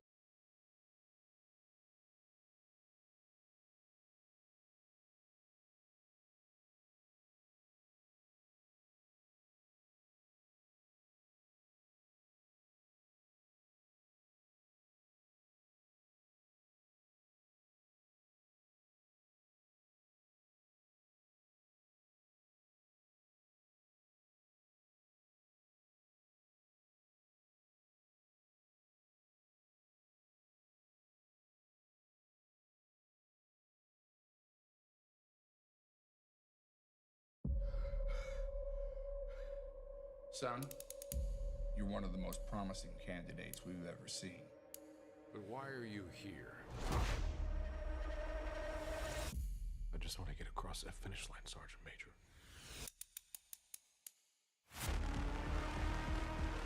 Rangers are the spearhead of the United States Army. Do you understand me? Yes, sir, Sergeant! Hey, slow down, Superman. Making the rest of us look bad. You can expect your emotional, physical, and mental strength to be pushed to the limit.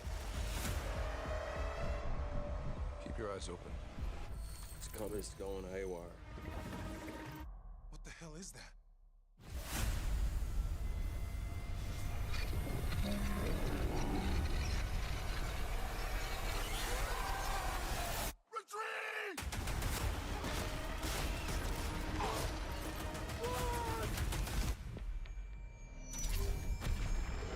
Whatever that thing is, it's hunting us. And it won't stop. No comms, no flares, no firearms. We need to move.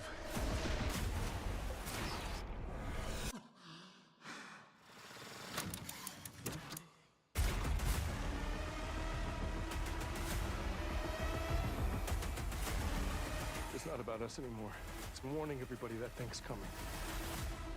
Rangers, lead the way! All the way! You gotta be shitting me.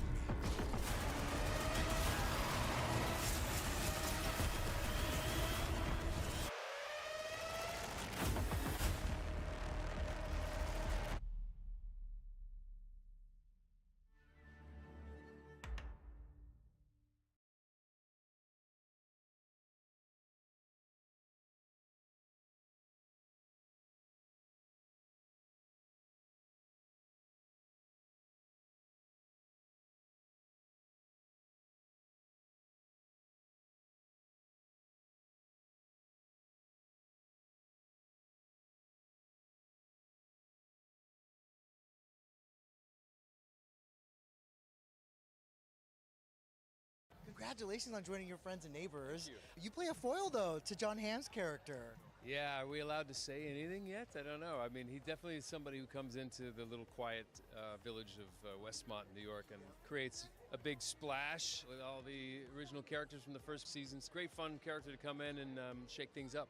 Is John a great scene partner? What was that experience like? Yeah, terrific scene partner. I mean, very, very, very different characters on screen, and you know, this guy plays. Comes in revving at a really high RPM and throwing these great big Gatsby-esque parties, and you know, he's a lot. He's a lot to take in, and John's a little bit more measured and calculating. But it's nice. It's a nice dynamic and two very different characters, you know, learning to figure out where they both fit in this small town. You've been so booked. I don't know how you keep all the characters you play straight. You know, is it on and off like a switch? Well, I guess it looks like a lot more than. I know, yeah, time in between, but I mean, yeah, I guess it's, I just don't idle well, I guess. Downtime's tough for me, but no, I need to get better about that. But you know, last year was nutty. It was kind of nutty last year. Because I have to say, Marvel knew exactly what they were doing by featuring Cyclops in the Doomsday trailer, and we see the old, like a costume that's a little bit of a callback to the comics. Yeah. Do you feel like Doomsday is going to give, you know, those OG X-Men fans what they want out of this character, Cyclops? Yeah, of course. I mean, I've also been trained not to speak too much about this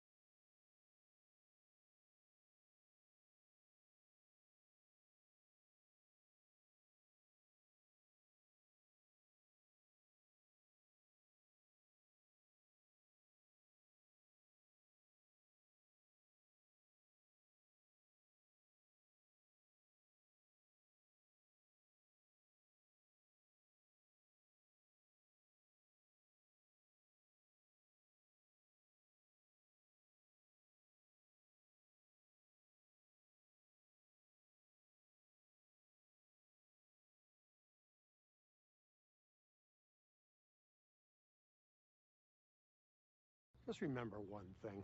It's all about the students. It's not about you two. It's very wise. I get it. I mean, it might take a little while for it to sink in with this one here, but I hear you loud and clear. It's a Gamby promise. Go to hell, Gamby. Make me go to hell, Lee. Enough. Enough. You enough. Oh, fuck off. No, I will not. Fuck off. You fuck yourself off. You like it so much. Fuck you. Just say the goddamn pledge!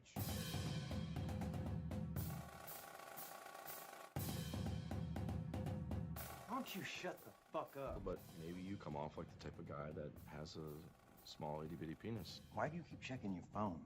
Nobody's fucking calling you. You know, there's shit about you that I think is disgusting. Your whiny voice. You're just like a little hysterical bitch all the time. First thing I'm gonna do when I become principal is fire you. You're gonna lose everything. Your house, your car, your couch, anything else you got on layaway.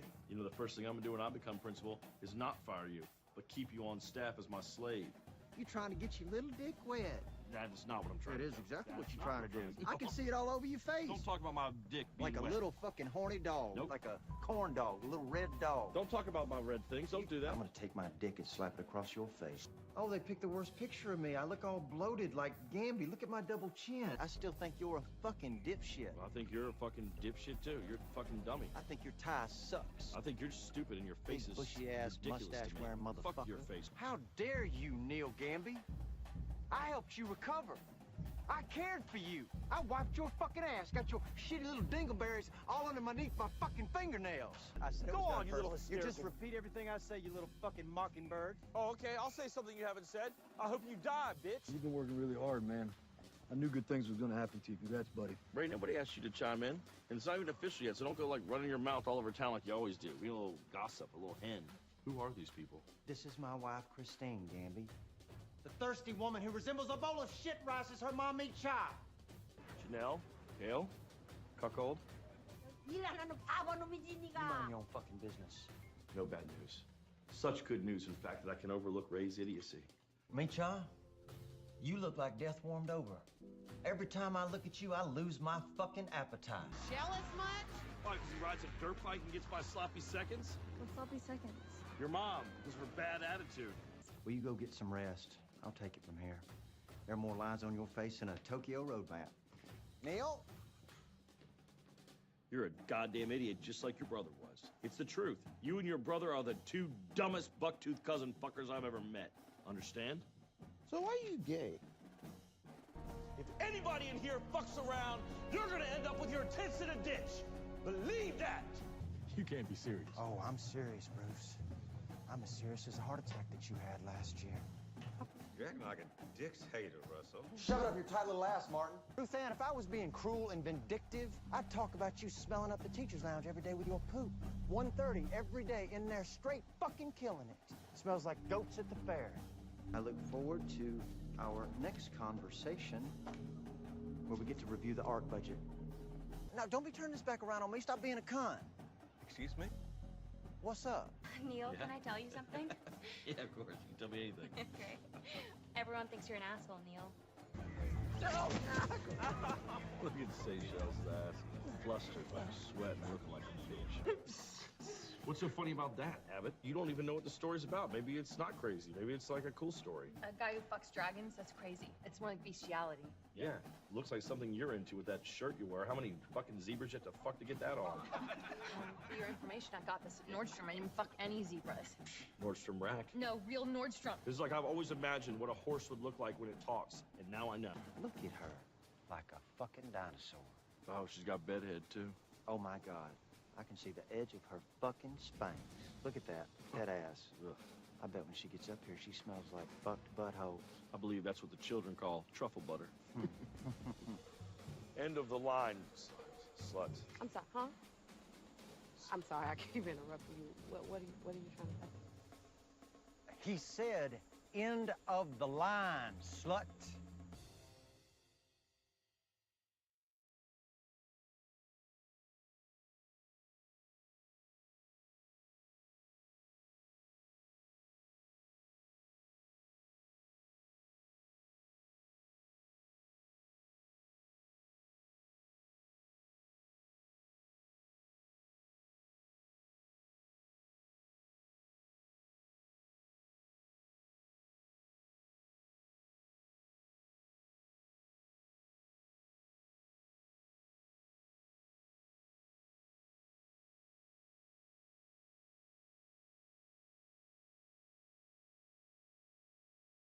At Wayfair, we bring style to every get.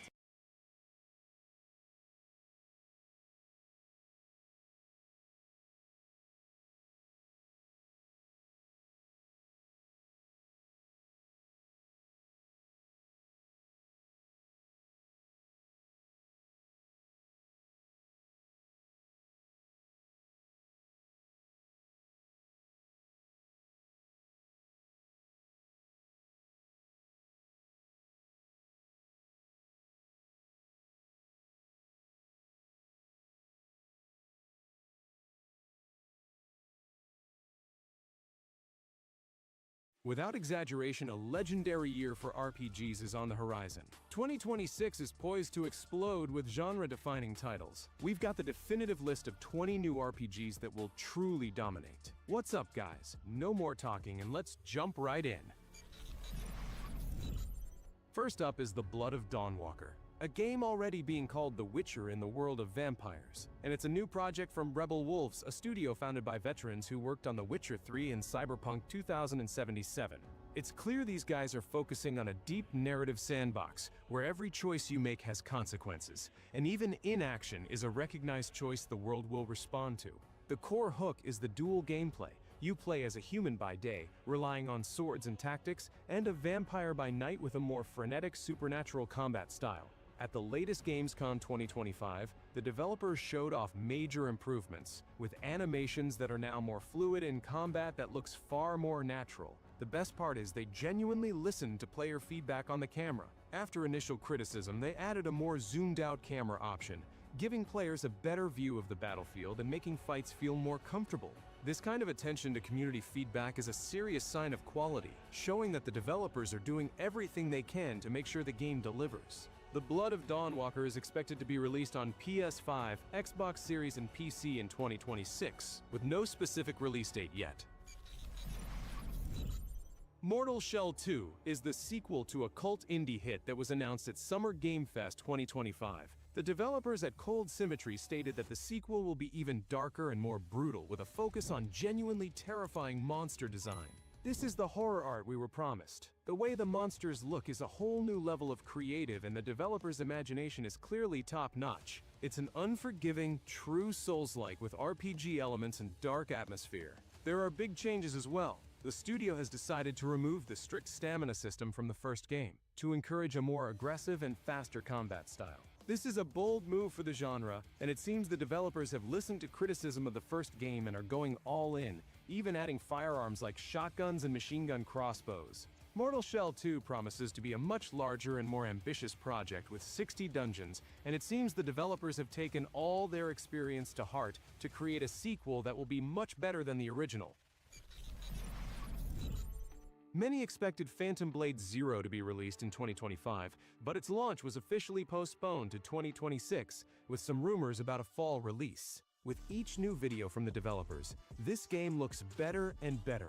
The animation, atmosphere, and kung fu aesthetic are impressive, and the Gamescom 2025 demo showed just how polished the controls feel. However, to avoid overpraising, there are a couple of points that concern the community. In gameplay videos on the maximum difficulty, the game didn't seem that challenging. Many players noted that some enemies politely stand in the back while their partners attack, and that they need to be much more aggressive. This raises some serious questions about the AI. The developers, however, have already stated that the gameplay was not shown on the highest settings, and that an extreme difficulty mode will be available after the first playthrough. This, of course, adds to the game's replayability and shows the developers are listening and working to make the game live up to expectations. A specific release date is promised before the year ends. And Phantom Blade Zero is definitely one of the action RPGs that will attract a lot of attention. Crimson Desert, which for me was the most anticipated game of 2025, has been delayed to the first half of 2026, and I wasn't too disappointed. The developers at Pearl Abyss, known for Black Desert Online, called this a strategic decision, saying it's better to wait a little and get a quality game than to release a buggy raw version. This approach is completely justified, as gamers in 2025 are not forgiving of such releases. Just look at what happened with Wuchang Fallen Feathers. The developers released it with poor optimization and other bugs, and the game was simply destroyed on Steam, evidenced by a flood of negative reviews. And despite the fact that much has now been fixed, the overall rating is severely damaged. It seems that Pearl Abyss has learned from the mistakes of others and is unwilling to risk the reputation of its first major AAA console project. Despite the delay, the game will still be featured at Gamescom, PAX West, and the Tokyo Game Show in 2025, so we can still get a fresh look at it before it drops next year.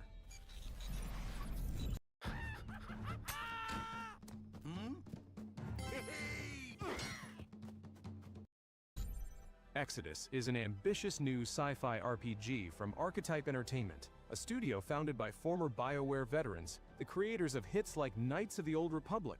The game promises a serious approach to storytelling, where your choices will have long-term consequences and time acts as a currency you can spend on key actions. The developers are actively building out the universe. They have already released a tabletop RPG and a Star Heist web series to let players dive into the world before release. The most fascinating mechanic here is time dilation. While you're on a mission for a few hours, years, or even centuries can pass on your homeworld. This means your companions and loved ones will age, and the world will change without you, making your choices carry a heavy emotional weight. You also won't be fighting traditional aliens. All creatures are either evolved from Earth animals or are genetically modified humans, which allows for creepy enemies like the Marayama faction, who turn their victims into flesh-based spaceships. On top of that, Matthew McConaughey is voicing a key character. Given the team of BioWare veterans, the game feels a lot like Mass Effect and is building huge hype. Probably everyone waiting for this game, myself included, has a very reasonable question: is Fable ever going to be released? This year we got an official postponement to 2026, and all we can do is hope this is the last one. After the game's announcement in 2020, the developers at Playground Games, who previously made Forza Horizon, have shown very little gameplay. What's even stranger, the game was completely absent from the Xbox Games Showcase in Gamescom 2025. This silence generates a lot of rumors and speculation.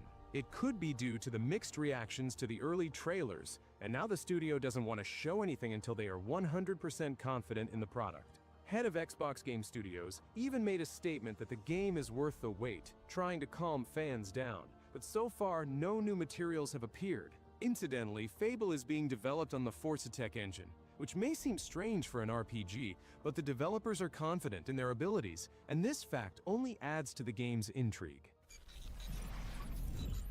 At Gamescom 2025, Lords of the Fallen 2 was finally announced, a sequel to the dark fantasy RPG that was released in 2023. The most interesting part of this story is how the developers at CI Games handled their first game. Lords of the Fallen had a rocky release, but the studio released more than 50 post-launch patches, culminating in a massive V2 update in March 2025. And now the sequel, which takes place 100 years after the events of the original, will be built entirely on the learnings from those updates. The developers promise to make the fights even faster, more decisive, and punishing for those who hesitate, and also add new, more brutal finishers. And here's the most interesting part. The developers are calling the sequel Our Empire Strikes Back and The Dark Knight, promising a darker game with higher stakes. This is a true redemption story for a studio that rebuilt community trust. The announcement also confirmed that the combat system isn't a new creation, but a polished version of the V2 update that players already love. However, there's a big catch. The PC version will be an Epic Game Store exclusive, a decision that has sparked significant community debate. After 2 years of silence, Clockwork Revolution is back in the spotlight. At Xbox Games Showcase 2025, Inxile Entertainment finally dropped a new gameplay trailer, confirming a 2026 release and a Day 1 Game Pass launch. On the surface, it looks a lot like BioShock Infinite, but the developers are addressing that head-on. Their big selling point is visual reactivity. You use a device called the Chronometer to jump into the past, change an event, and then return to see an entire district of the city visually and permanently transformed. The new trailer even showed a choice that leads to a character's permanent death. This isn't just a shooter, it's a deep RPG with full character creation, where your stats affect how NPCs talk to you. The character creation machine itself is the most expensive asset the studio has ever made. There's even a continuous subplot about the struggle of sentient automatons, adding new moral layers. The devs also promise the game will be much funnier than BioShock Infinite, with a dry humor reminiscent of their past work. This is an RPG that wants every choice you make to be something you can literally see and feel. Beast of Reincarnation was announced at the Xbox Games Showcase 2025, and its reveal caused a sensation, but not because of the game itself, but because of the development studio. This is Game Freak, the creators of the Pokemon series. For years, the gaming community has criticized them for the technical issues and outdated graphics in their Pokemon games, but the gameplay for Beast of Reincarnation looks stunning, with visuals comparable to other AAA titles for the PlayStation 5 and Xbox series. The game shows a dark post-apocalyptic Japan with a Studio Ghibli-inspired art style where you play as the warrior Emma and her dog Ku. But despite the beautiful visuals, the trailer itself had noticeable performance issues, with the frame rate dropping significantly at certain points. This led to cynical community reactions, with some joking that this might be the final build already. While many are hopeful that Game Freak can finally prove their competence, others remain skeptical, pointing to the frame rate issues and the studio's long history of struggling with technically demanding 3D titles. Sea of Remnants is a free-to-play ocean adventure from Joker Studio, a division of NetEase Games coming exclusively to PlayStation 5 and PC. The game offers a very unusual combination of mechanics, turn-based combat on land with various factions and thrilling naval battles in real time. The world is a sprawling seascape of ruins, drifting ships, and mythical monsters, all shaped by lost history. You play as a memoryless puppet folk sailor navigating this chaotic world. Developers promise a living world with over 300 dynamic NPCs whose fates are constantly changing based on your decisions. This mix of deep RPG systems and naval warfare is visually backed by a unique art style that blends stylized animated visuals with a vibrant, almost punk graffiti energy, creating a true sensory feast. In the bustling port city of Orbtopia, you can recruit and train a specialized crew to fight alongside you, or in your downtime, you might choose to gamble with crooks, brawl with pirates, or play a traditional game of Mahjong. This makes every choice truly impactful and gives the game high replayability, which is a huge plus for a free-to-play title. Tides of Annihilation is a new action-adventure on Unreal Engine 5 from Chinese developer Eclipse Glow Games. This title is inspired by Arthurian legend but sets it in modern London, which has been subjected to a supernatural invasion. The protagonist Gwendolyn, a survivor of the invasion, discovers a mysterious power to command the legendary Knights of the Round Table. These knights aren't just allies, they are integral to a unique combat system, allowing you to combine their powers for cooperative attacks. While the game is still little known, some very interesting insider facts have already appeared. For example, insiders claim that Tencent owns 90% of the game's rights. It's a very important piece of information that can say a lot about the game's future monetization or its development as a service. In addition, a playable demo will be released in late 2025, and a cooperative mode and future expansions are already planned. There are some rumors that Tides of Annihilation will be released in the fall of 2026, even though the developers have so far only specified the year. By all accounts, the game seems to be very ambitious. Team Ninja announced Nioh 3 at the State of Play in June 2025, and this is a big step for the series. The main new feature is the shift from a mission-based structure to an open world, which is a significant departure from the traditional Nioh formula. The developers also introduced a new mechanic. Players can switch between two combat styles: Samurai for classic close-quarters attacks, and Ninja for quick maneuvers and ranged combat using ninjutsu. The Samurai style even includes a new deflectability for last-moment blocks, while the Ninja style deals increased damage from behind. To let players evaluate these innovations, Team Ninja released a limited-time demo for PlayStation 5. It shows that the studio is taking a risk and actively engaging with the community. The demo was available until June 18th, and fans were able to leave feedback, which will undoubtedly influence the final look of the game. Nioh 3 is planned for early 2026, and it looks like the game will combine the best elements of the series with new ambitious ideas, making it highly anticipated. Titan Quest II entered PC Early Access on August 1, 2025, and overall has been met with a decent reception, as evidenced by 85% positive reviews on Steam. There's been some debate in the community about its length, with some streamers claiming. You know, there's a lot of noise about upcoming games this year, but one title's story is the ultimate narrative, Chrono Odyssey. If you've been following it, you'll remember the closed beta was, to be frank, a complete disaster. Forums exploded with feedback calling it janky and a New World clone. Players faced black screens, server connection issues, and constant crashes. It felt like the game was dead on arrival, but something unexpected happened. Instead of staying silent, the studio's CEO admitted to watching 24 hours of streams, gathering feedback, and took all the blame. Then the big news, the game was officially delayed until late 2026. The community's reaction was overwhelmingly positive. They said things like, "Let them cook, and this is for the best." This tells you everything you need to know about the modern gaming landscape. We're tired of being sold half-baked products. We want a game that respects our time and patience. And, based on what we saw in the beta, Chrono Odyssey has a solid foundation, a deep character creator, and a non-linear progression. If the developers use this extra time wisely, we're looking at a huge redemption story in 2026. Years of silence, followed by an explosion. That's the only way to describe the return of Onimusha. It's not just some lazy remaster, but a brand new game called Way of the Sword. And it's shaping up to be one of the biggest surprises of 2026.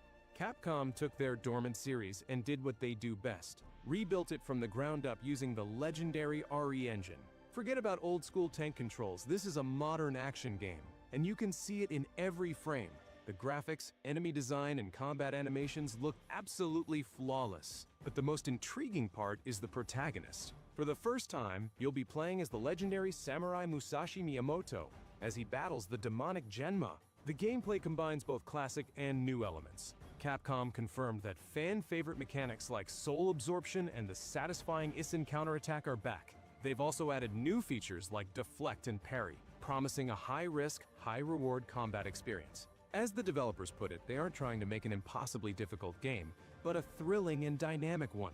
If you're a fan of brutal samurai action or just love a fast-paced combat system, this is one to watch. Aion 2. The long-awaited return of one of the most anticipated MMOs is finally getting a global release in 2026. But let's cut through the noise and figure out what's really going on. Based on feedback from the Korean tests, the game has a fantastic foundation. It's built on Unreal Engine 5, looks gorgeous, and has what might be the best character creator we've ever seen in an MMO. Most importantly, the developers confirmed they're moving away from auto-grind and auto-questing. This is not a mobile game, it's a classic MMO made for PC first, but there's a massive elephant in the room that we can't ignore. The developer NCSoft has a reputation, and it's not a good one. Gamers are deeply concerned that this game will be pay to win. Unfortunately, those fears are justified. The company's own CEO stated that P2W elements will be introduced over time, but not at the level of Lineage. What does that mean? It means the game will probably be fine at launch, but once you're hooked, the monetization will start to ramp up. So yes, Aion 2 has incredible potential, but its fate hangs in the balance. Will the game's quality win out, or will its business model ruin it? That's the billion-dollar question. Soulframe, the new project from the creators of Warframe, Digital Extremes, is at a really interesting stage right now. The developers have opened up access to their pre-alpha, which they call Preludes, and anyone can sign up to try it for free. And surprisingly, the feedback from players has been incredible. Everyone is noting that for an alpha, the game feels surprisingly well-polished and optimized, which is a rare sight for a project this early in development. The main difference from Warframe is the pacing. If you prefer slower, more tactical combat, this might be for you. The combat system feels more deliberate, with elements reminiscent of Souls-like games. The main thing the community is worried about is the return of time gating, a mechanic from Warframe where you had to wait days to craft new gear. The developers were initially aiming for a 2025 release, but they're now calling that an aspirational goal, so a 2026 launch is more likely. Either way, it's a good sign they're willing to take the time to get it right. Path of Exile 2 is a so-called Diablo killer, and its full release is set for 2026. I could talk about this game for a long time, since I've been playing it myself in early access for a while, and as a Diablo-like player, I can say that the game is truly worthwhile, but with some major caveats. Maybe praising it too much would be biased on my part, because I've loved this genre ever since the first Diablo. But without going into details, the pros are, the game has great graphics and animation, and the sound design for hits, effects, magic, and other small details is also awesome. They added a dodge roll, which in some places now reminds you of some sort of Souls-like, and I'm not wrong about the term because the game's difficulty is quite high. Some players, especially with melee characters, can't get past bosses. You have to really dig into the skill and passive trees, which by the way, get a lot of hate because of their huge size. You'll need to go deep into this game to get the most. There are classic games that we love, and there are remakes that try to improve them. But what if the improvements actually break what we loved about the original? Gothic 1 Remake is one of the most anticipated projects, but its biggest controversy is the new At Summer Game Fest 2025,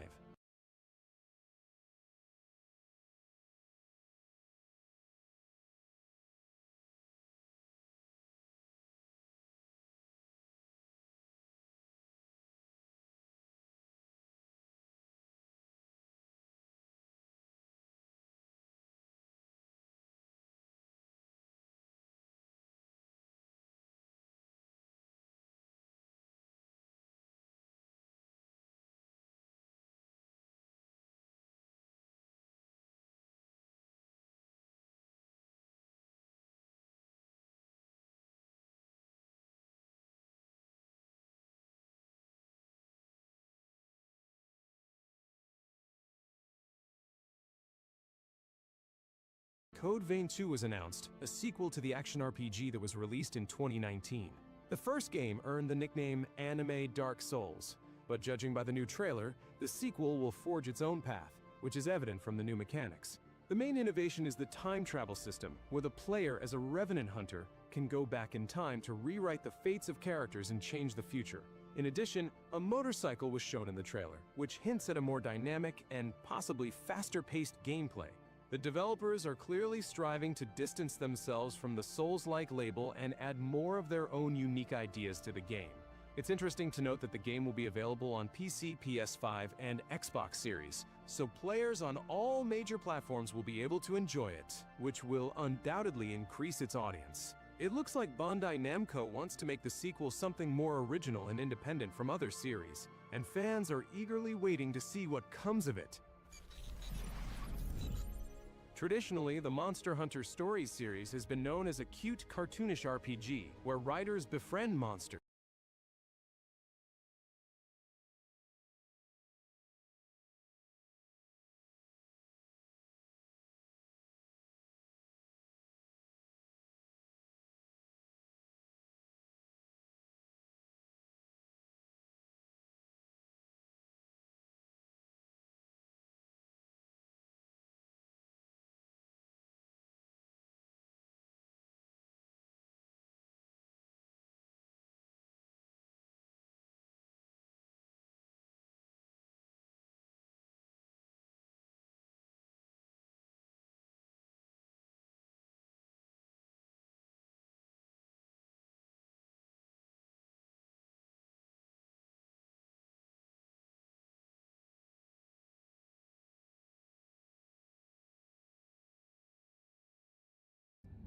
He doesn't like it. Who doesn't like what?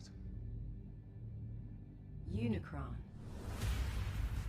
The massive horns of Unicron emerging from the Earth remains one of the most frustrating cliffhangers in modern cinema because Paramount essentially walked away from the biggest stakes they ever created. They set the stakes at a literal planet-eating god awakening inside our world, teased it as the ultimate payoff, and then just moved on as if nothing happened. For years, that moment has felt like a broken promise, especially because it wasn't some random tease thrown in at the last second. It was clearly meant to be the direction of the franchise. Now, that long stretch of waiting might finally be coming to an end, not because Paramount suddenly got nostalgic, but because the entire Hollywood landscape is shifting. Studios are under pressure again. Big brands are expected to perform, and playing it safe isn't cutting it anymore. In that environment, Paramount needs a statement. They need something that screams, we still own the summer blockbuster season, and bringing Michael Bay back to Transformers looks exactly like that kind of move. This doesn't feel like a filler project designed to hold a release date. Everything about it points to something bigger. The plan reportedly isn't just one movie, but the start of a potential new trilogy, which immediately changes how you look at it. A trilogy means long-term commitment. It means they're not just rebooting for the sake of rebooting, but trying to reconnect the original era of Transformers Transformers with whatever the future of the brand is supposed to be. And from a business standpoint, bringing Bay back is honestly a very calculated decision. His name alone still carries weight internationally, especially in markets where spectacle matters more than reviews. Critics spent years ripping his style apart, but numbers don't lie. His Transformers movies built a multi-billion-dollar franchise almost by themselves, and the visual language he created became inseparable from the brand. When you compare Bayverse to more recent entries like Rise of the Beasts or even Bumblebee, the difference is impossible to ignore. Those newer films aren't bad, but they feel smaller, the action feels cleaner and flat, and everything leans heavily into polished digital animation. What's missing is that sense of mass. In the original trilogy, every Transformer felt like a walking industrial disaster. You could feel the weight of metal, the complexity of moving parts, and the sheer danger of a 40-foot robot collapsing into a city street. Buildings didn't just explode, they crumbled under something that felt physically present. Bay's obsession with practical elements, real locations, and aggressive cinematography gave the robots a grounded, almost violent realism that sold the illusion. Over time, a lot of fans have realized they actually miss that. They miss the chaos, the overwhelming scale, and that unmistakable Bayhem energy where every shot looks like it cost a fortune and took weeks to set up. The extreme camera moves, the golden hour lighting, the slow motion destruction, the insane stunt work mixed with CGI. It all combined into something that felt uniquely Transformers. At this point, the studio understands that Transformers doesn't survive by becoming smaller or more restrained. It survives by being excessive, it survives by being loud, ridiculous, and visually overwhelming. Michael Bay is still one of the few directors who can deliver that level of insanity at scale, and he does it in a way that feels deliberate rather than generic. Even if the narrative ends up being messy again, Paramount seems willing to accept that trade-off, because what the franchise desperately needs right now is impact. They need audiences to feel like Transformers is an event again, and if that means prioritizing explosions, mechanical carnage, and jaw-dropping visuals to finally pay off the Unicron storyline, then from their perspective, that's a risk worth taking. For years, Paramount has been throwing everything they can at Transformers to keep the franchise alive. Prequels, soft reboots, sequels, spin-offs, animated projects, crossovers, it's not subtle. They're protecting those rights and trying to figure out which direction actually clicks with audiences again. And honestly, bringing Bay back might be the most logical decision they've made in a long time. Whether people love him or hate him, Bay is the guy who turned Toy Series into a global multi-billion-dollar juggernaut. So, what does a new Bay-directed Transformers movie even look like in 2027 or beyond? The safest and smartest option is a soft reboot, something similar to Age of Extinction, same universe, but a new entry point. That way, Paramount doesn't have to erase everything, and fans who grew up with the Bayverse don't feel like their time investment was pointless.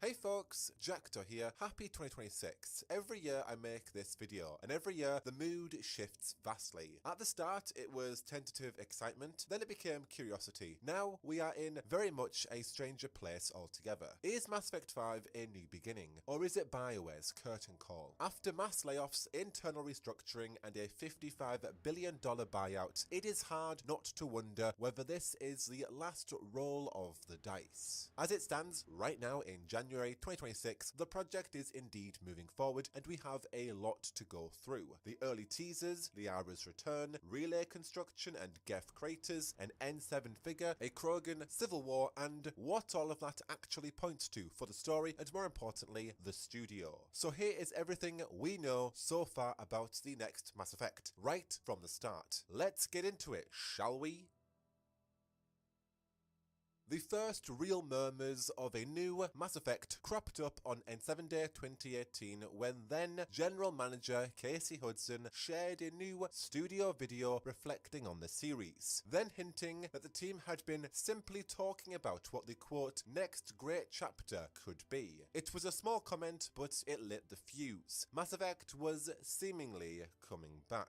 Months later, in April 2019, Jason Schreier, via Kotaku at the time, lit the fuse further, reporting that BioWare had indeed begun work on a new Mass Effect project after the series was effectively put on ice following Andromeda's lukewarm reception, to put lightly, back in 2017. Then, throughout 2019, Casey Hudson shared unused concept art from the original trilogy across social media. It felt less like a blast from the past and more so like BioWare were itching to get back to this universe. Jason Schreier's follow-up reporting then made this picture clearer. The new project existed in a very early skeleton state, being slowly built up around a team led by Mike Gamble. Given his work on Mass Effect 2, 3 and Andromeda, it felt like the safest pair of hands BioWare had to guide this series into whatever comes next. Roughly a year later, N7 Day 2020 finally brought in something visual. Concept art of a small, slightly scrappy ship nicknamed the Mud Skipper, with silhouettes beside it that looked very much like a Solarian, a Drell and an Angara. Within minutes, Reddit detectives had solved this mystery.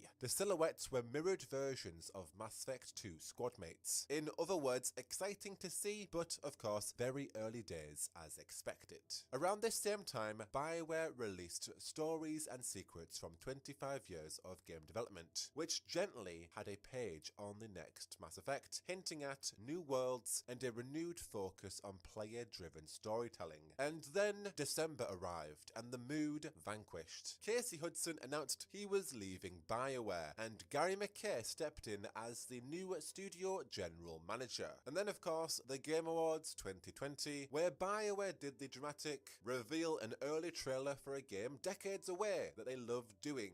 A beautiful cinematic trailer casually dropped into the show, and it remains a spectacle to watch today, to be honest. An older Liara Tassoni standing in the snow among dead Reapers, brushing off a piece of N7 armor and smiling in a very I know something you don't way.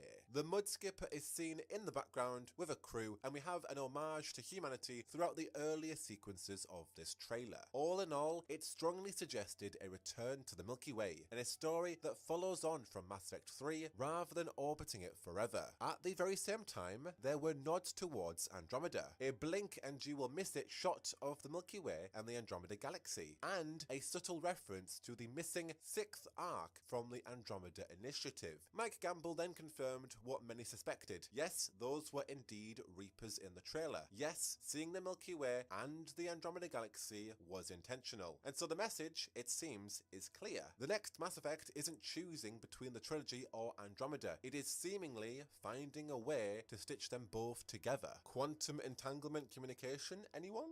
Almost a year later, on N7 Day 2021, BioWare released a single piece of key art that immediately turned into a week-long archaeological dig. A wide, frozen impact site. A crater shape that looks uncannily like a Geth profile, almost as if Legion is staring right back through the ice. And in the crater, you can even make out shapes that to me read as buried Geth bodies, half lost under the snow. Above it all sits a sleek ship marked SFX. Normandy adjacent silhouette, white hull, deep blue panels, and hints of orange. My guess, maybe a sister alliance ship. And just below, 4 figures approach across the ice. One bulky silhouette that screams Krogan. A slighter figure at the front with a very Asari posture, perhaps Liara. The others read as a Turian or a Solarian, depending on how long you wish to stare at it. Now, upon my inspection, looking closer, the crater is not only a Geth head, it starts to look suspiciously like a relay debris. Rings, etching, inner structure, half buried, which ties back quite neatly to Liara's snowbound trek through the iced Reapers in the 2020 trailer. A similar sense of something colossal, broken and frozen in place, however now recovered. All of that pushes the same questions. Are we looking at the Destroy ending as the assumed canon? Are the Geth all gone, or are we standing on top of them? And if this relay-like shape is intentional, is the next Mass Effect about salvaging dead tech, rebuilding the network, or raiding particular Geth hardware to reach further than before? I say that because Geth technology was also used used for the Andromeda Initiative and their deep space mapping project to reach that galaxy, which is another hint that perhaps the next game may attempt to formally connect the Milky Way and Andromeda narratives. Now, across 2021 and 2022, a second important story ran in parallel. Reports from VentureBeat's Jeff Grubb indicated that BioWare were planning to develop the next Mass Effect in Unreal Engine rather than using Frostbite. Now, given Frostbite and actually the BioWare's team's own track record on Inquisition, Andromeda, Anthem,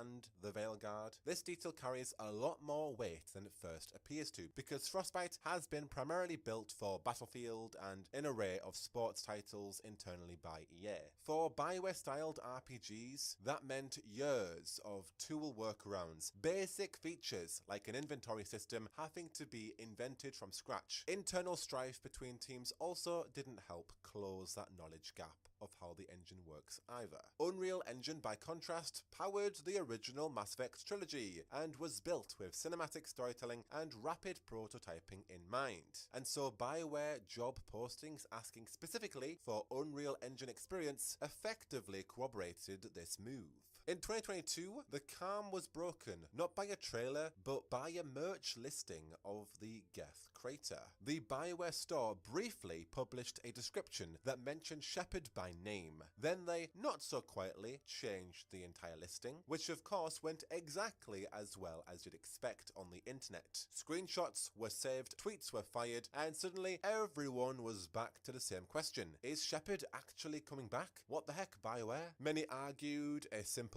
cameo, others a flashback, the more optimistic among us, full resurrection via future science and narrative hand-waving. BioWare predictably said nothing at all, which only poured more fuel on it. Though Gary McKay did hint that there are at least 5 secrets embedded in this Geth crater poster. Could one of them actually refer to bringing Shepard back? Or did somebody working on the BioWare Gear Store account just make a horrible mistake that they are going to pay for over and over again until we find out the truth when we play this game? Around the same time, something arguably more important happened than any poster theory. Mary DeMarle joined BioWare as a senior narrative director. If that name rings a bell, that's because she's worked on Guardians of the Galaxy all the way to Deus Ex. Big, complicated, branching narratives with strong character work and a clear authorial hand. Definitely the kind of person we want working on Mass Effect. Then N7 Day 2022 brought another set of teasers. This time a little more concrete. We saw concept art of a partially constructed mass relay.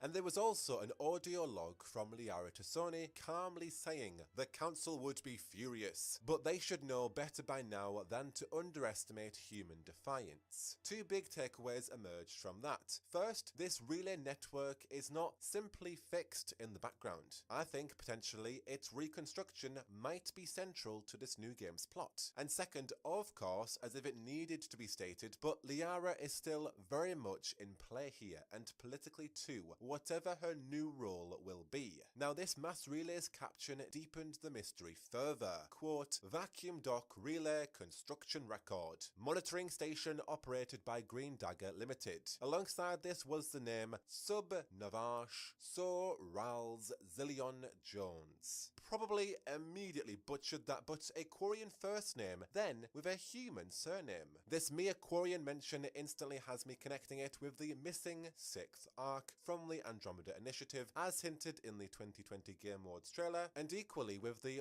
wider Quarian involvement in whatever the next phase of the galaxy looks like. And then we have the Green Dagger Limited, a cooperation and not the Council. A private entity now apparently overseeing relay construction? A new player? A shadowy contractor? Or simply a sign that the post-Reaper galaxy has now been privatized like everything else? And of course, another year later, N7 Day 2023 arrived with a cryptic binary code. And once decoded, it spat out 3 access words. Ipsilon, Oculon, Nebula. The one that everybody latched onto was Epsilon. It is the 5th letter of the Greek alphabet, which of course is very on the nose goes for a 5th entry. Now, once each of these codes were cracked, a trailer played with a lone figure walking through a ship interior, flanked by containers that look suspiciously like cryopods. It's definitely giving Andromeda Initiative vibes, even though it's not named as such. And this figure is wearing a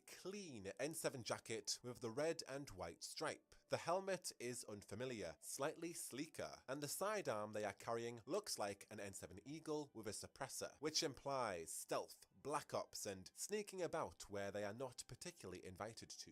The question is obvious: who the heck is this? Some people swear it is Liara, others are still clinging to Shepard in one form or another. There are theories about children, clones, riders, completely new faces altogether. Personally, I think the safest read is that this is either our player protagonist or the person we are chasing, someone operating in the shadows, positioned between galaxies, and very comfortable with secrets, maybe even our brand new villain. That'd be a fun subversion to see humanity as the enemy, especially an N7. Another year later, and N7 Day 2024 was, in practical terms, very quiet, which to be fair made sense. Dragon Age the Veilguard had just came out in October, so BioWare's focus was always going to be on that. Even so, the conversation inevitably drifted towards Mass Effect. The Veilguard's controversial, bold, stylistic art choice had people wondering how far BioWare might push things with Mass Effect, to which Mike Gamble described the next Mass Effect as photorealistic, which immediately set expectations more closer to prestige sci-fi than stylized fantasy. If the Unreal Engine rumors are accurate, that does track rather neatly. The community also pushed him on the tone given the Veilguard's reception too. His answer was short and very pointed. Mass Effect is Mass Effect, essentially going on to say that while Mass Effect and the Dragon Age IP share the same roof, they have different team dynamics and creative processes. Creating a sci-fi RPG requires a quote, different kind of love, compared to a fantasy RPG. Mike Gamble isn't hinting towards this, but that difference has a very complex history behind it, which we only recently discovered in the middle of 2025. Former Dragon Age lead writer David Gaider had said this outright, that the Dragon Age and Mass Effect teams actively disliked each other. He described BioWare at the time as two studios living in one building, with fundamentally different philosophies on story, gameplay, and what a BioWare RPG should even be. Efforts to shuffle staff between the teams didn't help anything. In some cases, it poured petrol on the fire, and we've seen how that history has bled forward. During the Veilguard's development, Mass Effect leadership were brought in and effectively took over key sections of the game. Jason Schreier via Bloomberg reported that the Mass Effect team openly criticized Dragon Age leadership, excluding them from major meetings, and then rewrote large portions of the third act. And to be fair, the final portions of that game is what many players now call the strongest stretch of the game. Internally though, it deepened the resentment. Dragon Age developers had been told there wasn't budget for that level of ambition, and then they watched the Mass Effect team arrive and do exactly that. Jason Schreier also refers to comparisons about the Dragon Age team acting like a pirate ship going from shore to shore with a few mutinies here and there, whereas the Mass Effect team is more like the Enterprise from Star Trek, tight and streamlined. That bad blood between the two has a long paper trail, but here is the blunt truth. It's over, because in early 2025, after the Veilguard missed EA's sale targets by a projected 50%, BioWare issued its quote-unquote studio update. TLDR, Dragon Age was over, passed on to the fans to continue its legacy. Mass Effect became the only major project. Most of the Dragon Age team were laid off or reassigned across EA's other studios. A much smaller core remains. Whatever those internal rivalries once were, they've effectively been buried by circumstance. Mass Effect is now the focus, and it feels like the last big swing. Towards the back end of 2025, it was announced that EA would be bought for roughly $55 billion. The deal was led by Saudi Arabia's Public Investment Fund alongside Silver Lake and Affinity Partners. To finance this, EA took on about $20 million of debt. That makes it the largest leveraged buyout the games industry has ever seen. Practically though, that means pressure. Private company, massive debt, investors who expect returns fast. In situations like this, companies usually do the same things. Layoffs, project cancellations, fewer risks, more safe bets. What happens next is completely unknown. We have never seen a deal this big, with this much debt, involving investors this politically messy. BioWare sits in an uneasy limbo. When this news came, one of my friends joked that maybe all it takes is for one member of the Saudi royal family to like Mass Effect and it'll be fine. Maybe we get lucky and someone decides to keep BioWare funded because of their childhood love for Liara. But that is not a foundation you can build creative longevity on. And then on N7 Day 2025, the one just gone, in the middle of a $55 billion buyout, Mike Gamble came out and said the one thing people were afraid that they would not say. Despite the rumors, despite the news, Mass Effect is still in development. The team is working on it and it still remains the priority. The studio is heads down on it. Systems, story, companions, romance. Stitching a galaxy back together is messy work and that is where the time is going. He also confirmed the Amazon partnered television show. It's set after the original trilogy and it's not going to be a retelling of Commander Shepard's story. That remains yours. This will sit alongside it, speculatively, perhaps a bridge to the next game, but the real spark came from his hidden message within this blog that many of us pulled apart within hours. It pointed to new art titled Krogan Civil War, and when asked about the particular time period of this art piece, Gamble answered with one word: future. And so this being a quote-unquote future civil war and not a rebellion tells us a lot. This is not a return to the old Krogan rebellions from galactic history that we heard all about in the trilogy. That era in itself predates humanity's relevance entirely, and a full prequel where humans aren't really on board would be a very hard pitch for EA. And so right now, the working theories people are sketching are pretty stark. The Krogan split into two futures. One camp, furious about the Genophage's cure, convinced it has doomed them all over again. The other, made up of Rex and Eve's followers and children, who see the cure as salvation and Shepard as the figure who gave them their world back. Beneath that sits the obvious tension. Too many Krogans, not enough resources, old instincts waking up. Someone, somewhere, perhaps suggests inventing another genophage. Part of me does laugh at this idea because Mass Effect 2 literally gave us a Krogan doctor joking about how rare Krogan scientists are. So if this nightmare scenario involves another grand piece of biological quote-unquote problem solving, there is an immediate practical question lurking underneath it all. Even if someone wanted to go down that road, who exactly is capable of doing it anymore? And one final note before we close the book on 2025. At the back end of last year, both Commander Shepard actors, Mark Meir and Jennifer Hale, were asked the obvious question. If BioWare called, would they come back? And this answer was not coy. They both said yes, of course. Hale even joked that fans should email the quote-unquote powers that be and simply demand more Shepard. If BioWare asked, she would be there. Imagine being able to build an app with your name on it, just by thinking about it. Meet Base 44. With that is the state of everything we know so far about the next Mass Effect. And so, where does that leave us? Well, EA is going private with a mountain of debt. Cost cutting is already in motion. We have new investors. Rampant talk already about AI tools, quote-unquote, empowering development, while the headcount shrinks. And Mass Effect 5 is in early production during all of this, and it still needs years, people, resources, patience, the right kind of investors who understand and get this project. Hopefully, not more pivots and reboots and reworks or cancellations. Despite the ongoing and ever-increasing uncertainty of this next game, I do think Mass Effect 5 will come out, but I'm also fairly convinced that this will be BioWare's last game, at least in anything like the form we recognize as a quote-unquote BioWare game. Too much has changed around them, and too much is changing changing internally at EA. The royal family of Saudi Arabia have a vested interest in sports titles. It begs to see what they would do with a studio like BioWare. I'd love to be wrong though. I'd love to be laughed at by my future self for saying any of this, but right now I am watching and following every thread of this one, braced for heartbreak. But do tell me, how do you feel about it? Honestly, do you have some semblance of hope?